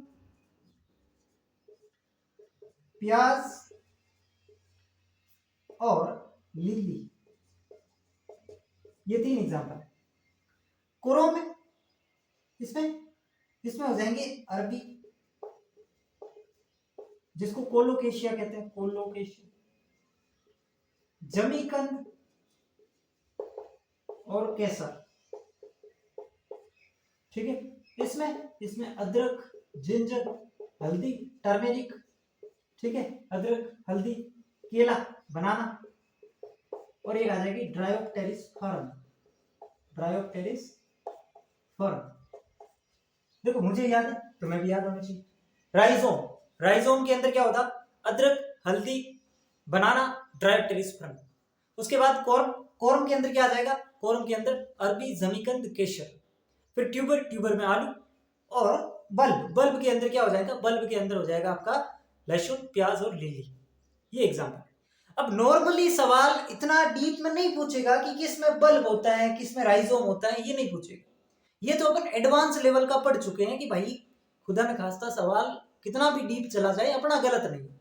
लेकिन सवाल कैसे आएगा कि निम्न में से भूमिगत तना नहीं है या है, तो भूमिगत तने कौन से हैं, ये आपके दिमाग में होना चाहिए कि भाई भूमिगत तना आलू, अरबी, जमीकंद, अदरक, हल्दी, ये सारे भूमिगत तने होते हैं जो खाने योग्य होते हैं, जो भोजन संग्रहण के लिए रूपांतरित होते हैं। नॉर्मली ये एक साथ याद रख लो कि ये भूमिगत तने, लेकिन डिवाइड करना है जब और डीप चला जाए तब। अब एक चीज यहाँ पे कंफ्यूजन होता है, बल्ब। इसमें क्या होता है सर? लहसुन, प्याज जो होता है, इनके अंदर जो खाने योग्य भाग जो है वो मांसल पत्तियां होती है। तो बिल्कुल मांसल पत्तियां ही होती है, क्योंकि तना जो है ना वो इसके अंदर हाशित हो जाता है। तना जो है वो बिल्कुल हाशित हो जाता है, तो मांसल पत्तियां इसमें खाने योग्य भाग होती है। ये चीज आपको ध्यान में रखना। तो एग्जाम्पल याद रख लोगे, सिंपल से। ठीक है, अब ये तो हुआ तने के रूपांतरण का एक पार्ट, अंडरग्राउंड स्टेम। अभी तो कुछ और पार्ट्स हैं, वो भी तो पढ़ने हैं।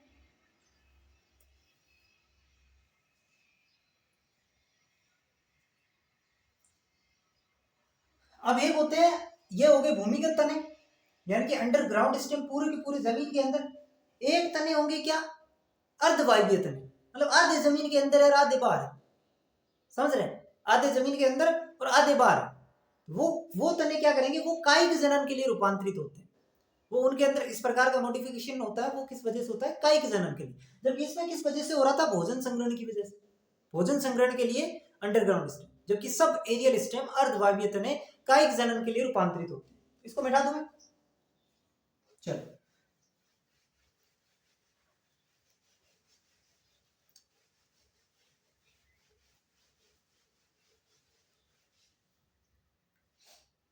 दूसरा है अर्धवायवीय तने।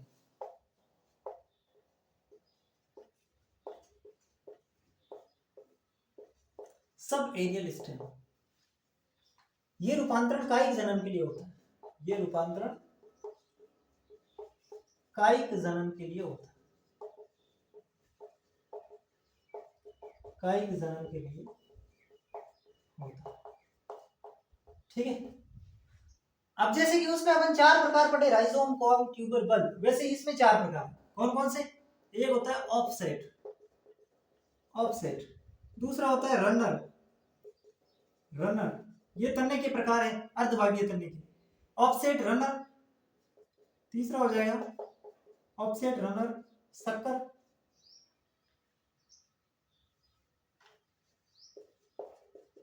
सक्कर, और चौथा हो जाएगा स्टोलन, स्टोलन। ये 4 प्रकार के अर्धवायवीय तने होते हैं, ऑफसेट, रनर, सक्कर और स्टोलन। अब इसके अंदर एग्जांपल याद करें। ऑफसेट किसमें होता है? तो इसमें 2 एग्जांपल आपको याद रखना है। एक तो याद रखना आइकोर्निया, आइकोर्निया, जिसको हिंदी में कहते हैं जलकुंभी, ये इंपॉर्टेंट है। और एक इसमें याद रख लेना पिस्टिया, एक याद रख लेना पिस्टिया, यानी कि आइकोर्निया, जलकुंभी और पिस्टिया, ये 2 एग्जांपल किसके हो जाएंगे? ऑफसेट के। रनर की अगर मैं बात करूं तो इसके अंदर वही आपकी घास और ऑक्जेलिस, ऑक्जेलिस, ये 2 एग्जांपल इसमें याद रख लेना। एग्जांपल रटने पड़ेंगे, शुरुआत में मैंने बताया था, अब आप मुझे गाली नहीं दे सकते।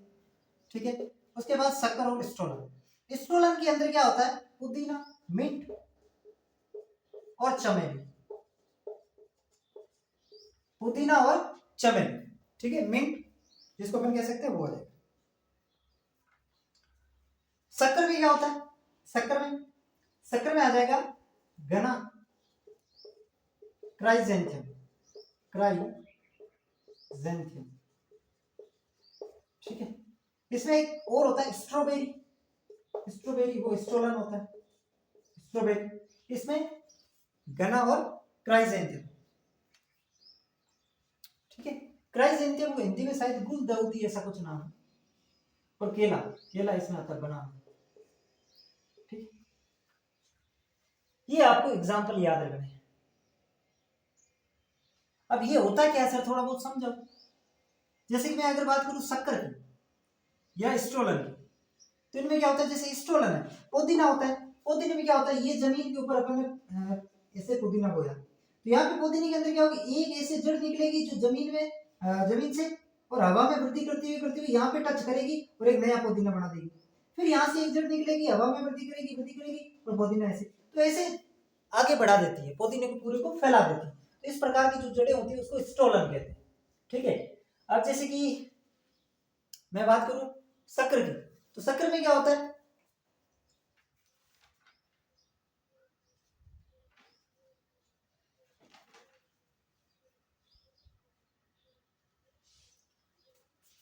शक्कर में क्या होता है, जैसे ये एक तना है, ठीक है। अब तना अर्धभागी है, तो आधा जमीन के ऊपर आधा जमीन के नीचे।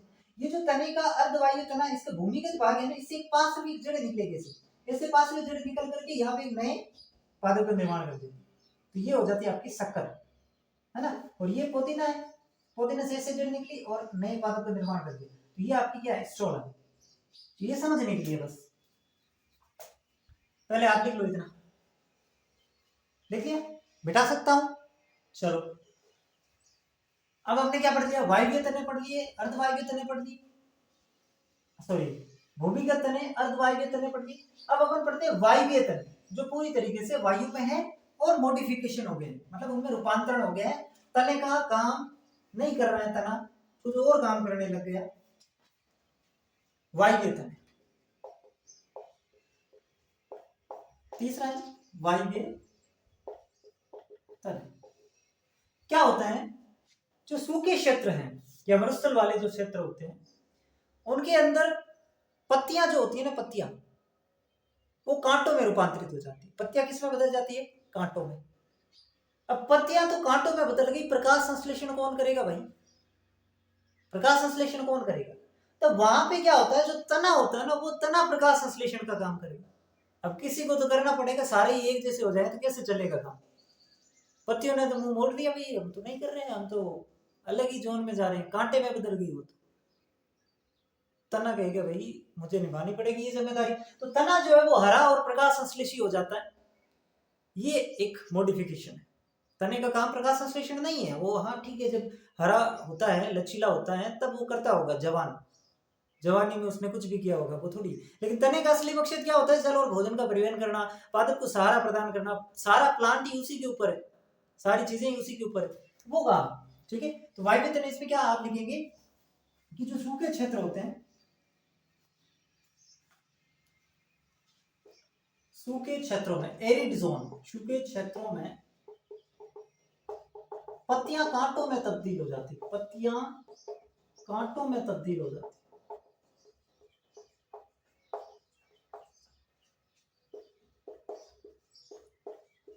तो तने मोटे हरे प्रकाश संश्लेषी, तने जो है वो हरे व प्रकाश संश्लेषी हो जाते हैं, तने हरे व प्रकाश संश्लेषी हो जाते हैं। इन्हें फाइलोक्लोइड कहा जाता है, ये एक शब्द है फाइलोक्लेड, इन्हें फाइलोक्लेड कहा जाता है। इस प्रकार के जो तने होते हैं इन्हें क्या कहते हैं, फाइलोक्लेड कहा जाता है। ये कैसे किस में देखने को मिलता है, तो ये एक तो देखने को मिलता है नागफनी में, नागफनी जिसको कहते हैं ओप्यून्सिया, एक देखने को मिलता है डेंटाथोर। ये दोनों पादप जो हैं इनमें वायवीय तने मिलते हैं और फाइलोक्लेड पाए जाते हैं, मतलब कि इसके अंदर तने प्रकाश संश्लेषण का काम करते हैं, नागफनी में और डेंटाथोर में, ठीक है। तो नागफनी में जो होता है वो चपटा तना होता है, जबकि डंडा थोर में बेलनाकार तनाव, सिलिंड्रिकल सेल। ये याद रखना आपको वायवीय तने के अंदर।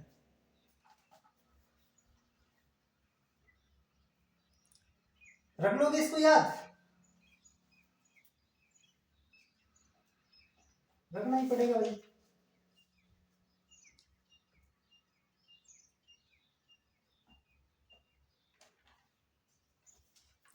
बेटा चल,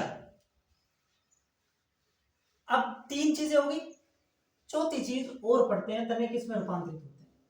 तो अब 2 चीजें और आएगी, उसके बाद स्टेम अपना खत्म। एक होता है स्टेम टेंड्रिल, ये क्या होता है? एक होता है, चौथी चीज आप लिखेंगे stem tendril. Sir Hindi, Hindi है तना प्रतान। और एक चीज आएगी स्टेम थ्रोन्स। थ्रोन्स क्या होता है? कांटे, तना कंटक। ये 2 चीजें हैं, एक है स्टेम टेंड्रिल और स्टेम है थ्रोन्स। मतलब अब आपने एक्सिलरी बड क्या होती है समझा, कलिका है। बड्स 2 प्रकार की होती है, एक एपिकल और एक एक्सिलरी बड्स। एक्सिलरी बड्स क्या होती है? ये तना, इस तने से ये आपकी निकली पत्ती, और यहाँ पे ये जो स्ट्रक्चर है इसको एक्सिलरी बड्स कहते हैं। इसको क्या कहते हैं? एक्सिलरी बड्स कहते हैं। अब ये जो एक्सिलरी बड्स है ना, यही एक्सिलरी बड्स अगर एक पतले लंबे धागेनुमा कुंडलीदार संवेदनशील संरचना में तब्दील हो जाती हैं तो उसको तो कहते हैं स्टेम टेंड्रिल। उसको तो क्या कहते हैं? Stem tendril. और वही एक्सिलरी बड्स एक मोटे, कठोर और नुकीली संरचना में तब्दील हो जाती हैं तो उसको अपन कहते हैं स्टेम थ्रोन्स। समझ गए? समझाओ। जैसे कि ये तना और ये आपकी पत्ती, यहाँ पे ये जो है ये कुछ इस तरीके की पतली लंबी संरचना बदल गई, तो वो तो हो गया स्टेम टेंड्रिल। और यहां पर क्या होगा? ये तना, ये पत्ती और कुछ ऐसे नुकीली संरचना बदल गई, ये तो ये हो गया कांटा। बदल कौन रहा है? दोनों में एक्सिलरी बड्स बदल रही। एक में क्या होता है? पतली लंबी धागेनुमा संवेदनशील संरचना है, एक में क्या होती है? मोटी कठोर नुकीली संरचना बदल रही। अब देखो ये ऐसा क्यों होता है, क्यों बदलती है एक्सिलरी बड्स? तो जो लताएं होती हैं, क्लाइंबर्स होती हैं, लता का मतलब जिनका तना बहुत कमजोर होता है, वो खड़ी नहीं रह सकती, तो उनको सहारा प्रदान करने के लिए ये यहाँ पे मिलते हैं। जैसे कि आप सब ने तरबूज की बेल देखी है, उसके अंदर तरबूज आज निकलता है, उसके जस्ट पास से एक से संरचना निकली रहती है, आपने देखी होगी, या कोई भी बेल उसमें देखी होगी।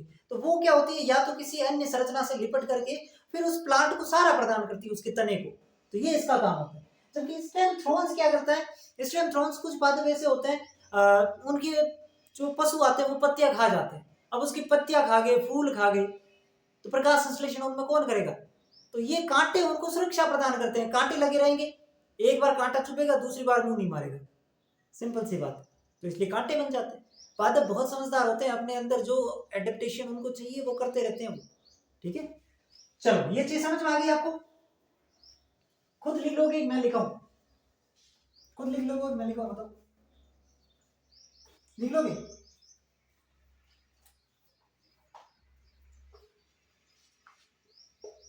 एक्सिलरी बड्स हिंदी में लिखेंगे कक्षीय कलिका।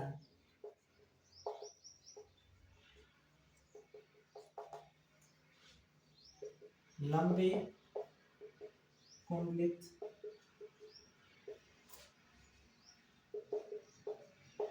संवेदनशील संरचना में तब्दील हो जाती है, उसे क्या कहते हैं? स्टेम टेंड्रिल कहते हैं। तब्दील हो जाती है उसे अपन स्टेम टेंड्रिल कहते हैं। और स्टेम थ्रोन्स के अंदर क्या होता है? कक्षीय कलिका, यानी कि जो एक्सिलरी बड्स हैं कक्षीय कलिका मोटी नुकीली काष्ठीय संरचना में तब्दील हो जाती है, काष्ठीय संरचना में तब्दील हो जाती है, तो उसे स्टेम थ्रोन्स कहते हैं। ठीक है, अब स्टेम टेंड्रिल और स्टेम थ्रोन पाए किस में जाते हैं, ये अपन को देखना है। स्टेम टेंड्रिल के अंदर एग्जाम्पल है, एक तो साइट्रस, एक पादप का नाम है साइट्रस और दूसरे पादप का नाम है बोगेनवेलिया। बोगेनवेलिया, ये दो पादप याद रखने जिसमें स्टेम थ्रोन पाए जाते हैं, साइट्रस और बोगेनवेलिया। ठीक है, इसके अंदर एग्जाम्पल के तौर पे आपको याद रखना है अंगूर की बेल, या कभी कभी नाम मिल सकता है दाखलता। और क्या, और जितने भी गोड्स हैं, गोड्स में क्या आता है भाई, बिट्टर गोड आता है। बिट्टर गोड किसको कहते हैं, करेले को कहते हैं क्या, बिट्टर गोड। पंपकिन, पंपकिन, ककम्बर, तो ये सारे आ जाएंगे इसके एग्जाम्पल, है ना, ये सारे इसके एग्जाम्पल। समझ में आ गई, इतनी बातें समझ में आई कि नहीं आई बताओ।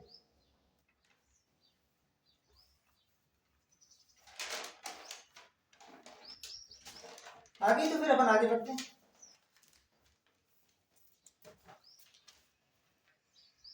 मिटा दो इसको, मिटा दो, डन है।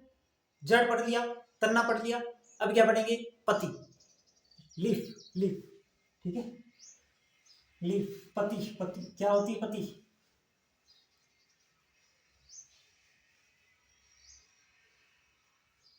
पति के अंदर क्या देखेंगे, सबसे पहले उसकी संरचना देखेंगे, फिर उस पति के रूपांतरण देखेंगे।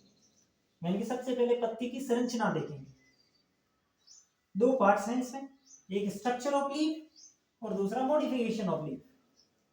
पहले अपन क्या देखेंगे, स्ट्रक्चर ऑफ लीफ।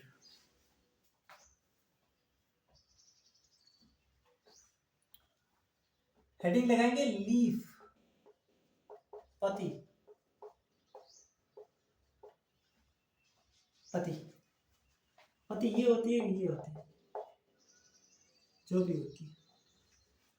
पति क्या होती है, चपटी, हरी, प्रकाश संश्लेष।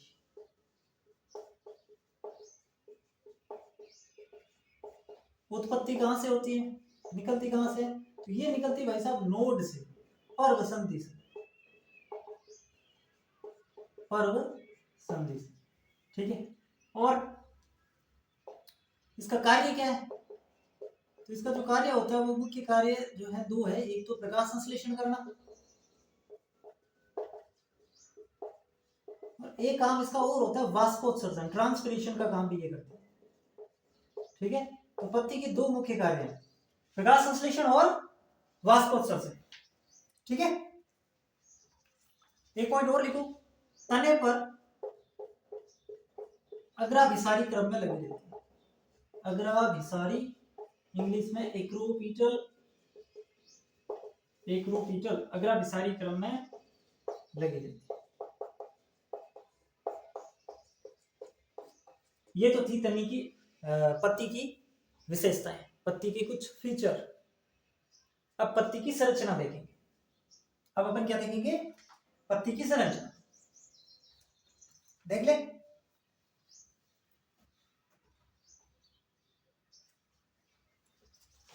पत्ती की संरचना, structure of leaf, structure of leaf, पत्ती की संरचना।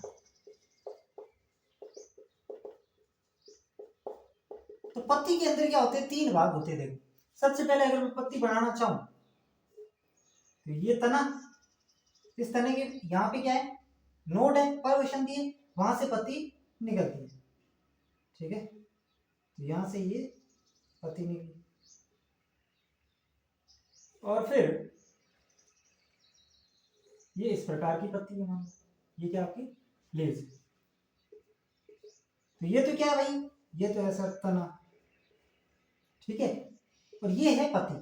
अब इस पत्ती के अंदर तीन भाग होते हैं। पत्ती की संरचना अगर अपन देखें तो इसमें तीन भाग देखने को मिलते हैं। कौन कौन से, एक इसमें होता है पर्णाधार, इसमें तीन पार्ट्स होते हैं, पर्णाधार। दूसरा होता है पर्णवृंत यानी कि पेटियोल, और तीसरा होता है पर्णफलक, लीफ लेमिना, पर्णफलक। तो अब ये तीनों पार्ट्स कौन से होते हैं ये अपन को देखना है। पर्णाधार क्या होता है? पर्ण का आधार, पत्ती का आधार। आधार कौन सा? ये पूरी पत्ती है, इस पत्ती का यही तो आधार है। यानी कि जो नोड वाला पार्ट्स है जिसको अपन कहते हैं नोड, यही तो इसका क्या है? आधार है। तो ये इसका क्या हो जाएगा? पर्णाधार हो जाएगा। इसको बोलते हैं पर्णाधार। यानी कि तने का वह भाग जहां से पत्ती निकलती है वो पर्णाधार है। सिंपल सी बात। तने का वह भाग जहां से पत्ती निकलती है वो क्या है? वही आपका पर्णाधार है। पर्णवृंत कौन सा है? पेट्यूल कौन सा है? तो ये वाली जो पतली डंठल संरचना दिखाई दे रही है ये पर्णवृंत है, पेट्यूल है। और ये आगे वाला पूरा चपटा जो हरा भाग दिखाई दे रहा है ये पूरा का पूरा क्या है? पर्णफलक। बताओ इतनी बातें समझ में आई कि नहीं आई? बताओ इतनी बातें समझ में आई कि नहीं आई? कि भाई ये जो आधारीय भाग ये पर्णाधार, ये डंठल नुमा संरचना पर्णवृंत, और ये पूरा आगे वाला हरा भाग पर्णफलक। अब ये जो पर्णफलक है ना, ये पर्णफलक, इसके अंदर पाई जाती है एक तो मध्य शिरा, ऐसे जाती है। तो ये तो क्या होगी? मध्य शिरा होगी। अब इस मध्य शिरा से निकलती है क्या? मध्य शिरा से क्या निकलती है? मध्य शिरा से सर शिराएं निकलती है। तो ये क्या है? शिराएं, यानी कि वेन है। और इस शिराओं से क्या निकलती हैं? इन शिराओं से निकलती हैं सिरिकाएं। तो ये क्या है? सिरिकाएं, वेनलेट्स। ये क्या है? सिरिकाएं। ये जो लीफ लेमिना है यानी कि पर्णफलक है, इसके आगे वाले भाग को, टॉप पार्ट को, इसको तो कहते हैं एपिक्स। और ये वाला जो पार्ट है, ये वाला भाग, इसको कहते हैं मार्जिनल। ये वाला जो पूरा पार्ट्स है, ये वाला पार्ट्स, इसको बोलते हैं मार्जिनल। समझ गए? समझ गए इतनी बातें? अब एक बात और, ये जहां से पर्णफलक निकलता है ना, जहां पे पर्णाधार है और पर्णफलक निकलता है, यहाँ पे दो पत्ती नुमा ऐसे संरचना होती है, आपने देखी होगी, अगर हरी हरी संरचना होती है पत्ती जैसी। तो ये जो संरचना होती है ना, इनको कहते हैं अनुपरण, स्टिप्यूल। अनुपरण या स्टिप्यूल, ये पत्ती की संरचना है। ये इतनी बातें आपको पत्ती में ध्यान रखनी है। पत्ती में इतनी होती है क्या? हाँ, इतनी होती है, तभी तो लिखी। देखो इसको, अब अपन एक एक करके इनके बारे में लिख लेंगे। वैसे कुछ है नहीं, तुम खुद भी लिख सकते हो, लेकिन तुम हो गए निकम में, क्योंकि मैं सारी चीज लिखवा देता हूँ, तुम लिखते कुछ हो नहीं। तो मुझे लिखा नहीं तो पड़ेगी ना, तो मैं लिखा दूंगा, मुझे कोई दिक्कत नहीं, मैं तो लिखा दूंगा। चलो मिटाओ इसको, इसको मिटा दो, ठीक है? स्क्रीनशॉट ले लिया, इसको मिटा दो मैं ऊपर वाले को।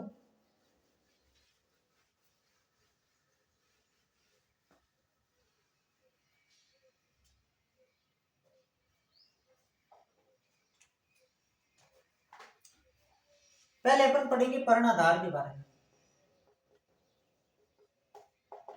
इसको मिटा दूंगा, आएगा तो नहीं वैसे।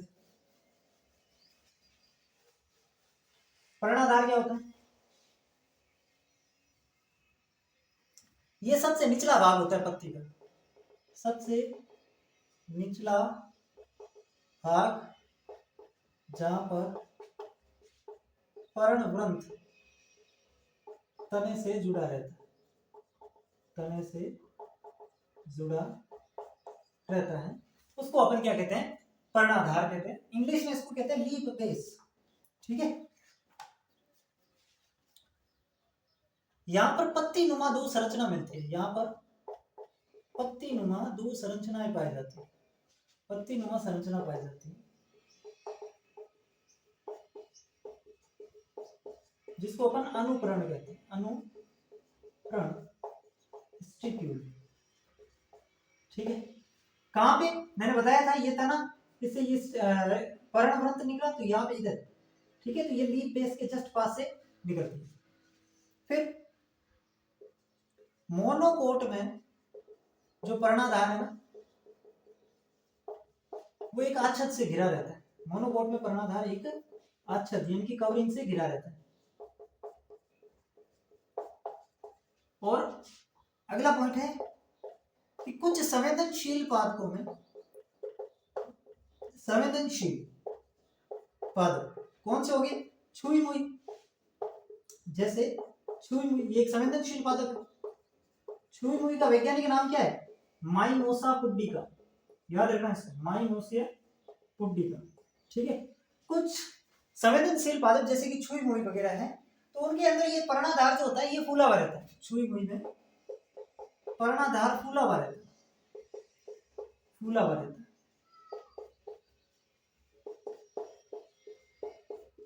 इसको बोलते हैं पर्णवृंत तल, और इंग्लिश में बोलते हैं पल्बिनियस।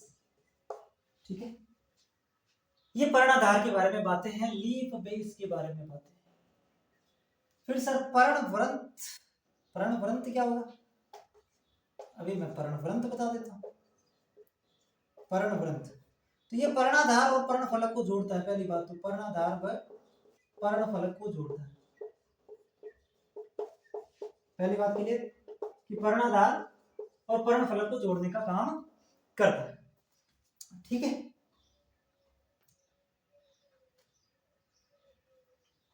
दूसरा काम क्या करता है ये पत्ती को तने के अक्ष से ऊपर रखता है, अक्ष से ऊपर उठा के रखता है। इसका क्या मतलब हुआ? इसका मतलब ये हुआ कि ये तना है तो इनको बिल्कुल ऐसे नहीं रखता है, इसको पत्ती को ऐसे रखता है।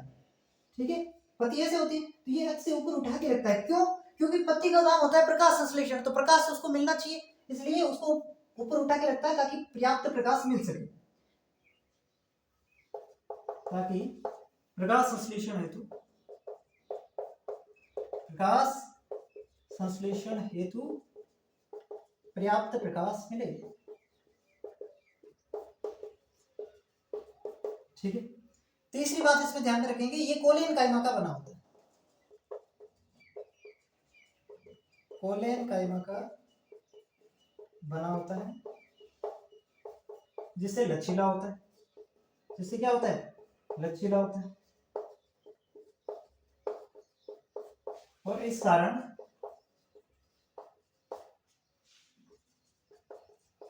ये एक शब्द है fluttering of leaf, fluttering of leaf को अलाउ करता है। इसका क्या मतलब है समझो। देखो, अगर देखो पत्ती जो है वो पर्णवृंत पे ही तो रहती है, तो ये अगर लचीला होगा तो ऐसे पत्ती पूरी हिलेगी। ठीक है, जिससे हवा आती रहेगी और पत्ती के ऊपर ठंडक रहेगी। अब ये बना होता है किसका? कोलेन कायमा का, इसलिए लचीला होता है और ये काम करता है। फल्टरिंग ऑफ लीफ आपने सुनी होगी, पत्ती ऐसे फर ऐसे करती है, वो किस वजह से करती है? इस पर्णवृंत की, ये लचील। अब ये पूरा एकदम ऐसे कठोर खड़ा है तो लेगी नहीं पत्ती तो। ठीक है, तो ये कोलेन कायमा का बना होता है जिससे जीवित होता है, सॉरी लचीला होता है, और इसकी वजह से ये फल्टरिंग ऑफ लीफ को अलाउड करता है। फल्टरिंग ऑफ लीफ का मतलब क्या होता है? पत्ती ऐसे फर फर ऐसे, वो फल्टरिंग ऑफ लीफ होता है। और फल्टरिंग ऑफ लीफ होती क्यों है? इसका रीजन क्या है सर? फल्टरिंग ऑफ लीफ क्यों होती है? फल्टरिंग ऑफ लीफ क्यों करती है? क्योंकि शुद्ध वायु आती रहती है, इस पे कूलिंग इफेक्ट पैदा होता है, ये अपन कह सकते हैं। तो इनको लिखो, इनको लिखो। फिर मैं आपको लास्ट बचा हुआ है पर्णफलक, उसके बारे में बता दूं।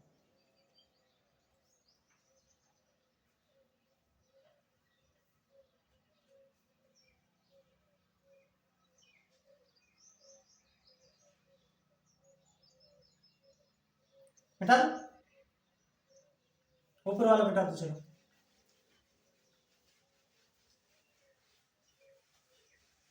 अब पत्ती का जो तीसरा भाग बचा हुआ है वो है पर्णफलक। पर्णफलक ये क्या है? सबसे ऊपर वाला हरा भाग है, सबसे ऊपर वाला हरा भाग। इसके मध्य में मध्य सिरा होती, मध्य में मध्य सिरा होती है, वह इससे सिरा एवं सिरिकाएं निकलती, सिरिकाएं निकलती। अब ये क्या काम करती है? तो ये क्या करती है? ये पर्णफलक को दृढ़ता प्रदान करती है। एक तो ये क्या करती है? ये पर्णफलक को दृढ़ता प्रदान करती है, वह जल और खनिज लवणों का परिवहन करते हैं। जल व खनिज लवणों का परिवहन करते हैं। तो इसके दो काम है। एक तो भाई ये पत्ती है जैसे, ठीक है, तो ये पत्ती है, तो इसके अंदर मध्य सिरा, ये सिरा है, सिलिका है। तो एक तो इस पत्ती के अंदर क्या होगी, दृढ़ता आएगी, मजबूती आएगी। जैसे आरसीसी करते हैं, तो आरसीसी के अंदर सीमेंट के बीच में लोहे के सरिये डालते हैं, क्यों? क्योंकि मजबूती आए। तो वैसे इसके अंदर क्या, ये सरिये है, समझ लो। तो एक तो इस पर्णफलक के अंदर क्या आएगी, मजबूती, और दूसरी यहाँ पे पर्णफलक, यहाँ पे भोजन जो चाहिए, तो यहाँ से भोजन तो ये लेके जाएगी ना, ये ऐसे। तो पूरी पत्ती के अंदर जल, खनिज लवण, भोजन, इनका परिवहन करते हैं। तो ये दो काम होते हैं इनके, मध्य सिरा, सिरा है, सिलिका, ठीक है। तो ये आपकी लीफ की स्ट्रक्चर डन है। आई होप आपको समझ आ गई होगी लीफ की स्ट्रक्चर। अब अपन पढ़ेंगे मॉडिफिकेशन ऑफ लीफ, ठीक है। उससे पहले अपन मॉडिफिकेशन ऑफ लीफ से पहले कुछ बातें और पढ़नी है, वो अपन पढ़ेंगे। पहले आप इसको लिखो,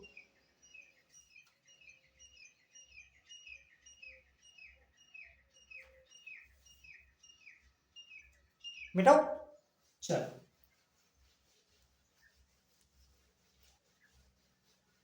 अब हमने पत्ती की संरचना देख ली, बिल्कुल देख ली सर। पर्णफलक के अंदर क्या होता है सर, सिरा, सिरिकाएं होती है, बिल्कुल। अब एक शब्द मैं यहाँ पे लिख रहा हूं, सिरा विन्यास, आप हेडिंग लगाएंगे, सिरा विन्यास, इंग्लिश में होता है वेनेशन। सिरा विन्यास क्या होता है? सिरा विन्यास, सिरा विन्यास क्या होता है? पर्णफलक के अंदर सिरा एवं सिरिकाएं पाई जाती है। सिरा विन्यास का मतलब पर्णफलक में सिरा और सिरिकाओं का विन्यास, वही सिरा विन्यास। या यूं कहूं, पर्णफलक में सिरा एवं सिरिकाओं की व्यवस्था वो किस प्रकार पाई जाती है, उसे अपन सिरा विन्यास कहते हैं, वेनेशन कहते हैं। सिंपल सी परिभाषा, पर्ण फलक में सिरा, सिराओं एवं सिरिकाओं, इंग्लिश में कहते हैं वेन एवं वेनलेट्स, सिरिकाओं की व्यवस्था, उसको कहते हैं सिरा विन्यास। अब ये दो प्रकार का होता है, सिरा विन्यास जो होता है ना, ये दो प्रकार का होता है। कौन कौन से दो प्रकार है? एक होता है जालिकावत, जालिकावत सिरा विन्यास, और एक होता है समानांतर सिरा विन्यास, समानांतर सिरा विन्यास। दो प्रकार कौन से हो जाएंगे?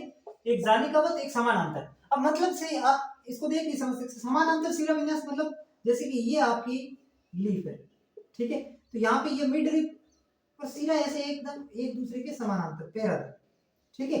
या फिर कुछ इस प्रकार की लीफ है, तो उसमें ये बिल्कुल ऐसे, ये पैरेलल अगर है, समानांतर है, तो इस प्रकार का समानांतर सिरा विन्यास। और जालिकावत सिरा विन्यास के अंदर क्या होगा, मान लो ये लीफ है, ठीक है, बिल्कुल ऐसे घास काटे हुए, ऐसे जालिका के रूप में जो है सिरा एवं सिरिका पाई जाती है, जटिल जाल बना लेती है, तो वो जालिकावत सिरा विन्यास कहलाता है। अब किस में जालिकावत होता है, किस में समानांतर होता है, ये अपन को देखना। तो जालिकावत सिरा विन्यास पाया जाता है डाइकोट प्लांट में, द्विबीजपत्री में, और समानांतर सिरा विन्यास मिलता है मोनोकोट में। ये आपको लिखने एग्जाम्पल, किसमें कौन सा मिलता है, ये आपको लिखना है, मोनोकोट और डाइकोट। रख लोगे यार, जालिकावत सिरा विन्यास डाइकोट में, समानांतर सिरा विन्यास मोनोकोट में। क्या होता है समझ गए, सिरा विन्यास क्या होता है, ये सब कुछ आप समझ गए होंगे। अब सिरा विन्यास कंप्लीट हो गया। अब अपन पढ़ेंगे क्या, पत्तियों के प्रकार।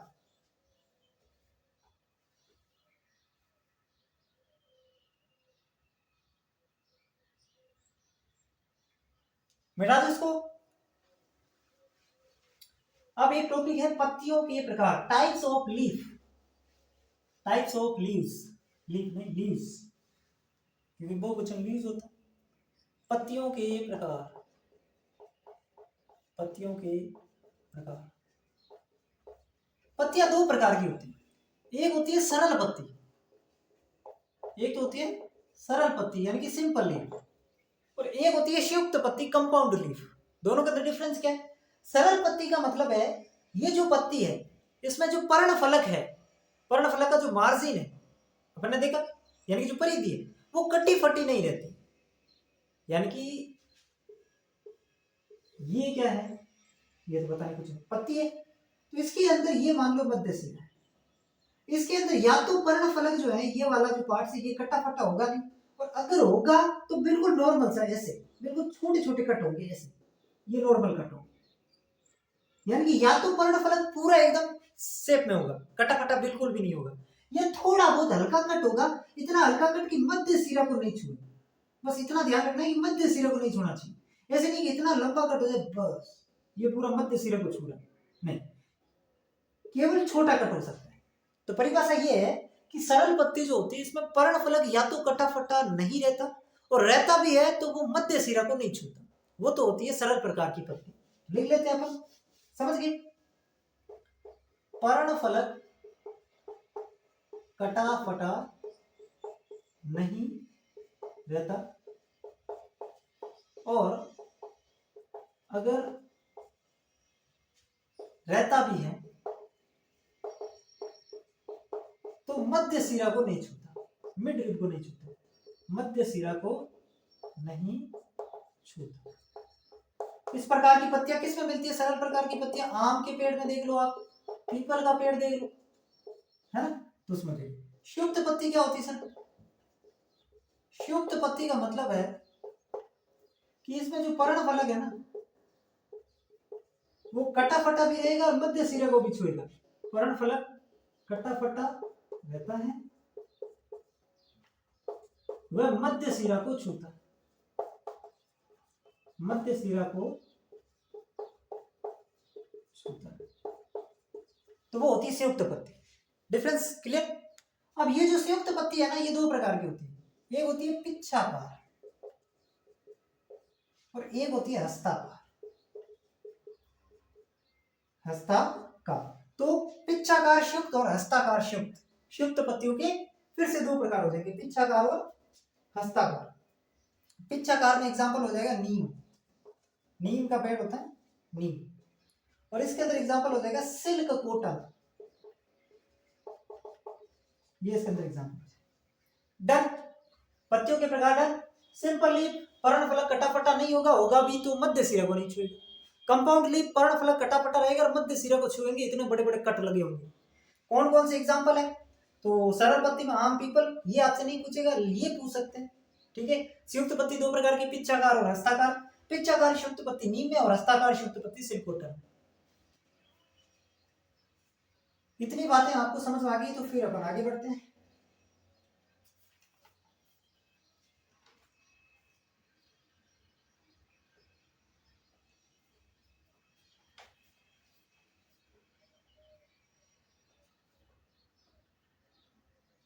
मिटाओ इसको। अब अपन एक टॉपिक और पढ़ेंगे जिसका नाम है पर्ण विन्यास। क्या नाम है? पर्ण विन्यास। हेडिंग लगाएंगे पर्ण विन्यास, इंग्लिश में बोलते हैं फाइलोटैक्सी, फाइलोटैक्सी, पर्ण विन्यास।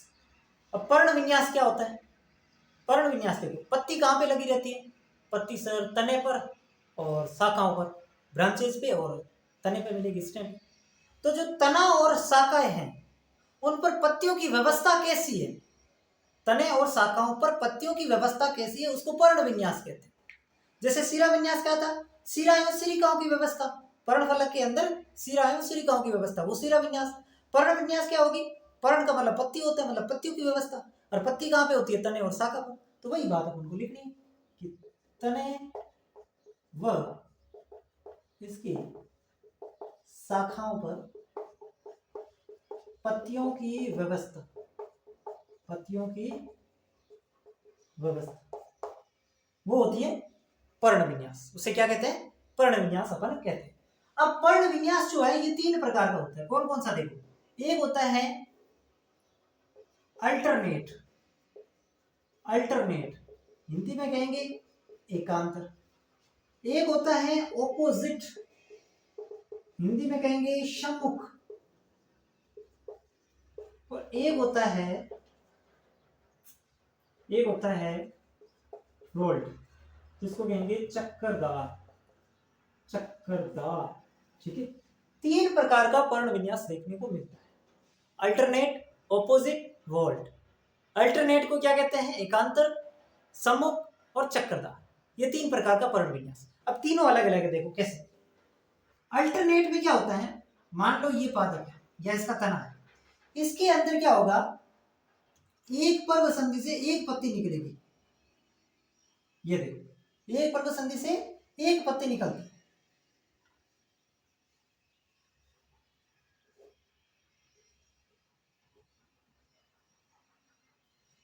एक पर्व संधि से एक पत्ती निकलती है और एकांतर रूप में निकलती है। एक इधर निकली, फिर क्या निकलेगी, एक इधर निकली, फिर क्या निकलेगी, एक इधर निकली।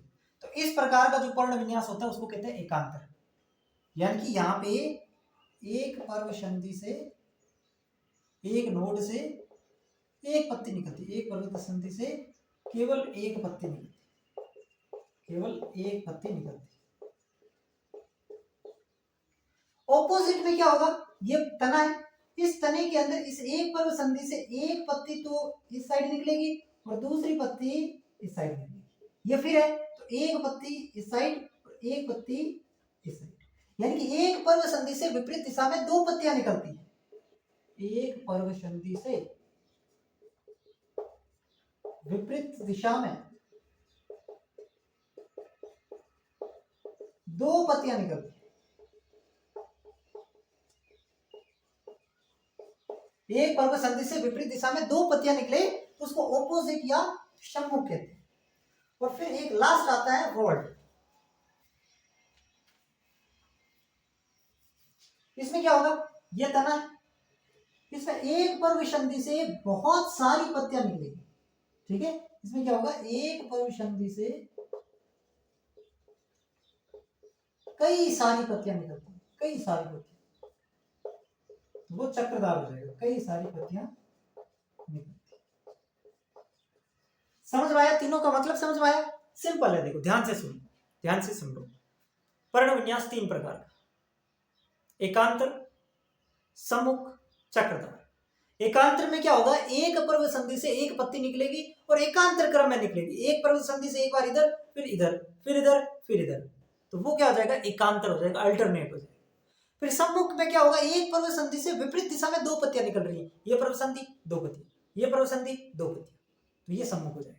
चक्रदार में एक उभयनिष्ठ पर्व संधि से कई सारी पत्तियां निकलती, तो वो चक्रदार बन जाएगा। ठीक है, तो ये है। अब इसके अंदर मेन जो है ना वो तो अब आएगा एग्जाम्पल। मेन इसमें याद रखना एग्जाम्पल कि भाई अल्टरनेट का जो है एकांतर प्रकार का पर्ण विन्यास किन पादप में देखने को मिलता है। ठीक है, सम्मुख प्रकार का किसमें मिलता है और चक्रदार प्रकार का किसमें मिलता है। तो अल्टरनेट प्रकार का जो मिलता है वो मिलता है आपका चाइना रोज के अंदर, सरसों में जिसको मस्टर्ड कहते हैं। ठीक है, और चाइना रोज को हिंदी में क्या कहते हैं पता नहीं, आप इंग्लिश में देख लेना, चाइना रोज लिखा हुआ। और एक आ जाएगा आपका सूरजमुखी यानी कि सनफ्लावर, सूरजमुखी। ठीक है, तो ये तीन एग्जाम्पल आपको किसी भी हालत में याद रखने हैं एकांतर पर्ण विन्यास के। सरसों, सूरजमुखी, चाइना रोज, अभी याद कर लो, सरसों, सूरजमुखी, चाइना रोज। ठीक है, इसके अंदर दो एग्जाम्पल आएंगे, एक तो आ जाएगा एलस्टोनिया और एक आ जाएगा नेरियम। नेरियम जो कनेर होती है ना, कनेर, ये इसके अंदर दो एग्जांपल आ जाएंगे, एलस्टोनिया और नेरियम। इसके अंदर तीन एग्जांपल आएंगे, गवावा यानी कि अमरूद और कैलोट्रोपिस। और दो याद रख लेना, गवावा और कैलोट्रोपिस। ठीक है, तो ये दो एग्जांपल किसमें आ जाएंगे, इसमें दो एग्जांपल आपको याद रखने हैं। इसमें सरसों, सूरजमुखी, चाइना रोज, इसमें गवावा और कैलोट्रोपिस, और इसमें एलस्टोनिया और नेरियम। ये एग्जांपल इंपॉर्टेंट है, एग्जांपल इंपॉर्टेंट है, याद रखना है आपको। ठीक है,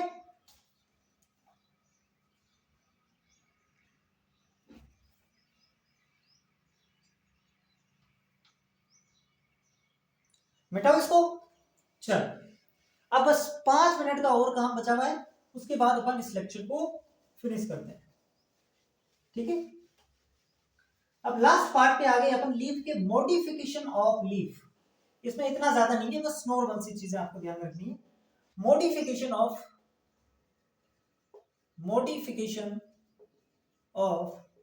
लीफ, मॉडिफिकेशन ऑफ लीफ यानी कि पत्ती के रूपांतरण, पत्ती के रूपांतरण।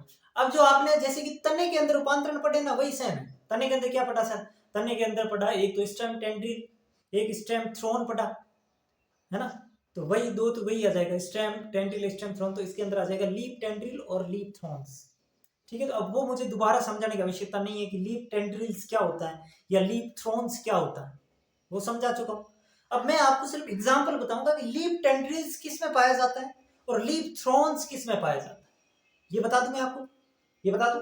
चलो, ये तो हो जाएगा लीफ टेंड्रिल्स यानी कि पति प्रतान, लीफ टेंड्रिल्स हिंदी में कहते हैं पति प्रतान। और एक हो जाएगा क्या? लीफ थ्रोन्स, लीफ थ्रोन्स यानी कि पत्ती कांटे हो जाएगा, जो भी लीफ थ्रोन्स। अब इसके एग्जांपल देख रहे हैं। देखो, लीफ टेंड्रिल्स के जो एग्जांपल है ना, वो आपको याद रखना। एक तो इसमें पी यानी कि मटर, और एक स्वीट पी, स्वीट पी जिसको अपन कहते हैं लेथाइरस, एक दूसरा नाम है लेथाइरस। तो पी यानी कि मटर और sweet pea, sweet pea Hindi में पता नहीं मीठे मटर है या और कुछ है, लेथाइरस इसका दूसरा नाम है। ठीक है, लीफ थ्रोन्स किस में पाए जाते हैं? तो इसमें एक तो याद रखना आपको एलोवेरा, और एक याद रखना कैक्टस। ये दो पादप है जिनमें लीफ थ्रोन्स पाए जाते हैं। अब स्टेम थ्रोन किस में थे? साइट्रस और बोगेनवेलिया में। कंफ्यूज नहीं होना कि भाई स्टेम थ्रोन्स साइट्रस और बोगेनवेलिया में, लेकिन लीफ थ्रोन्स एलोवेरा कैक्टस में। स्टेम टेंड्रिल किस में था?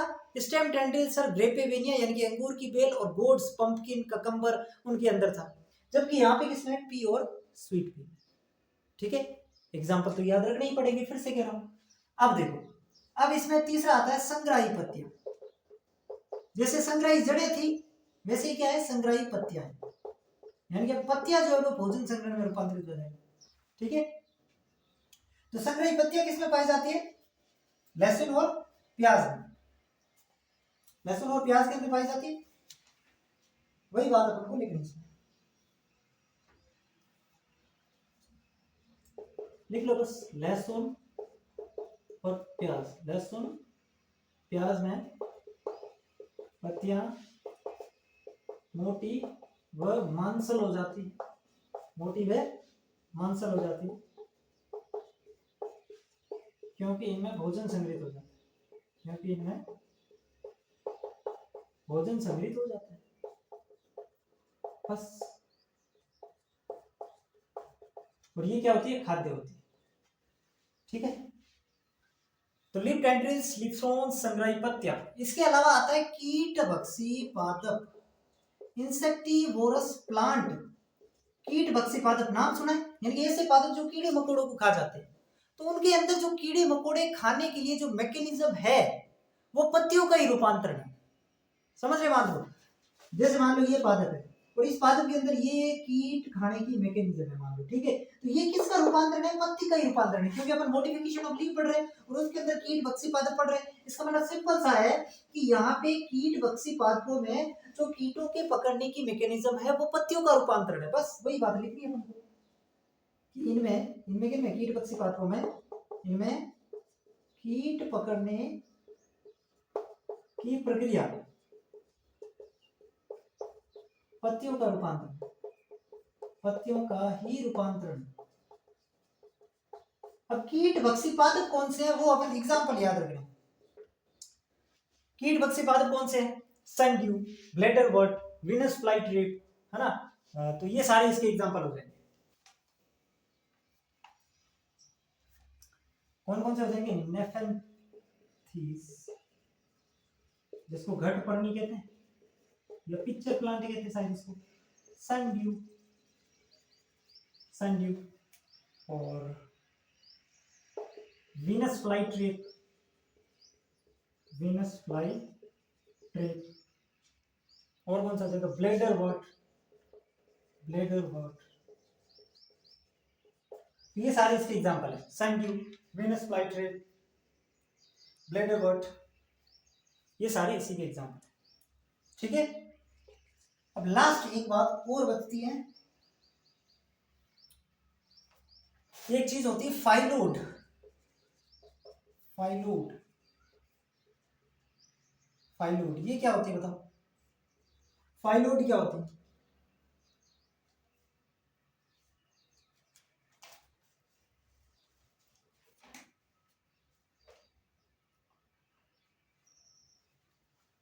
फाइलोड क्या होता है? ये चीजें समझ में आ गई सारी? कुछ भी नहीं है। लिप टेंट्रिल्स, लिप हॉर्न्स, संग्राही पत्तियां कौन सी होती है और कीट बक्सी पादप कौन से होते हैं, एग्जांपल याद रखिए। फाइलोड क्या होता है? ऑस्ट्रेलियाई बबूल जो होते हैं, देखो एक तो होते हैं अपने देसी बबूल और एक होते हैं ऑस्ट्रेलियाई बबूल। ऑस्ट्रेलियाई बबूल आपने बहुत सारे देखे होंगे जिनमें छोटी छोटी पत्तियां होती हैं, छोटी छोटी पत्तियां। तो उस ऑस्ट्रेलियाई बबूल के अंदर वो जो छोटी छोटी पत्तियां है ना, वो अब इतनी पत्ती तो क्या प्रकाश संश्लेषण करेगी, और रहती भी ज्यादा समय नहीं है, कुछ समय बाद ये गिर जाती है। तब उसके अंदर प्रकाश संश्लेषण, भाई भोजन कौन बनाएगा, ये तो दिक्कत है। तब उसके अंदर जो पर्णवृंत होता है ना, पत्ती का पर्णवृंत, वो चपटा होकर के मोटा हो जाता है, हरा हो जाता है, प्रकाश संश्लेषण का काम करता है। तो इसी को अपन फाइलोड कहते हैं। ठीक है, वही मैं बात यहाँ पे लिखा रहा हूँ कि ऑस्ट्रेलियाई बबूल में पत्तियां छोटी होती है, छोटी होती है,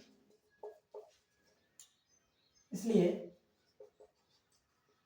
इसमें पर्णवृंत, पर्णवृंत जो है वो प्रकाश संश्लेषण करता है। पर्णवृंत प्रकाश संश्लेषण करता है, इसी को फाइलोड कहते हैं। पर्णवृंत चपटा हरा मोटा होकर के प्रकाश संश्लेषण का काम करने लग जाए तो उसको फाइलोड कहते हैं। ठीक है, समझ गए बात को कि नहीं समझे बताओ? डन है सारी बातें? तो ये आज अपन ने जड़, तना और पत्ती, पहले आप इसका स्क्रीनशॉट ले लो। जड़, तना और पत्ती तीनों के बारे में विस्तार से अध्ययन किया, और मॉर्फोलॉजी में एक और क्लास आएगी जिसमें अपन फल, फूल और बीज के बारे में पढ़ लेंगे। ठीक है, तो उसके बाद अपनी मॉर्फोलॉजी कंप्लीट। फिर अपन के पास सिर्फ दो चीजें बचेगी, एक प्लांट फिजियोलॉजी और एक इकोलॉजी। ठीक है, तो उसके बाद अपना सिलेबस कंप्लीट है। आप अपनी चीजें रिवाइज करते रहिए और शानदार तरीके से पढ़ते रहिए। सारी चीजें मैं आपको बहुत अच्छे तरीके से दे रहा हूँ, इससे बाहर कुछ भी देखने की आवश्यकता नहीं है। जितना मैं करवा रहा हूँ, अगर आप उतना कर लेते हो तो आप ये मान के चलो 100 आउट ऑफ 100% की बात कर रहा हूँ, आप सवाल कवर कर लोगे। ठीक है, और थोड़ी बहुत अगर आपको प्रैक्टिस की आवश्यकता है तो प्रैक्टिस के लिए आपको मैंने बता रखा है, माजिस एजुकेशन एप्लीकेशन पे अपनी टेस्ट सीरीज है, बहुत ही नॉमिनल प्राइस के अंदर, आप जाके देखना। बहुत अच्छी टेस्ट सीरीज बना रखी है, चैप्टर वाइज टेस्ट सीरीज है। हर चैप्टर में 25 से 30 सवाल आपको देता हूँ, और फिर उसका वीडियो सॉल्यूशन, जिससे आपको सारे सवालों का अच्छे से आंसर भी मिल जाता है और एक पूरे चैप्टर का क्विक रिवीजन अपन मान सकते हो जाता है। तो इतनी कम प्राइस के अंदर हम आपको इतनी सारी चीजें प्रोवाइड करवा रहे हैं, बहुत ही कम। तो अगर आप ज्वाइन करना चाहे, क्वेश्चन प्रैक्टिस करना चाहे, तो आप ज्वाइन कर सकते हैं। बहुत बढ़िया बायोलॉजी की टेस्ट सीरीज है, मैंने खुद ने बहुत मेहनत से उसको बनाया है। ठीक है, तो ये बात। और अगर आपको क्लास पसंद आ रही है तो इसको शेयर कर देना अपने दोस्तों के साथ जो भी बायोलॉजी की तैयारी कर रहा है। धन्यवाद, मिलते हैं अगली क्लास।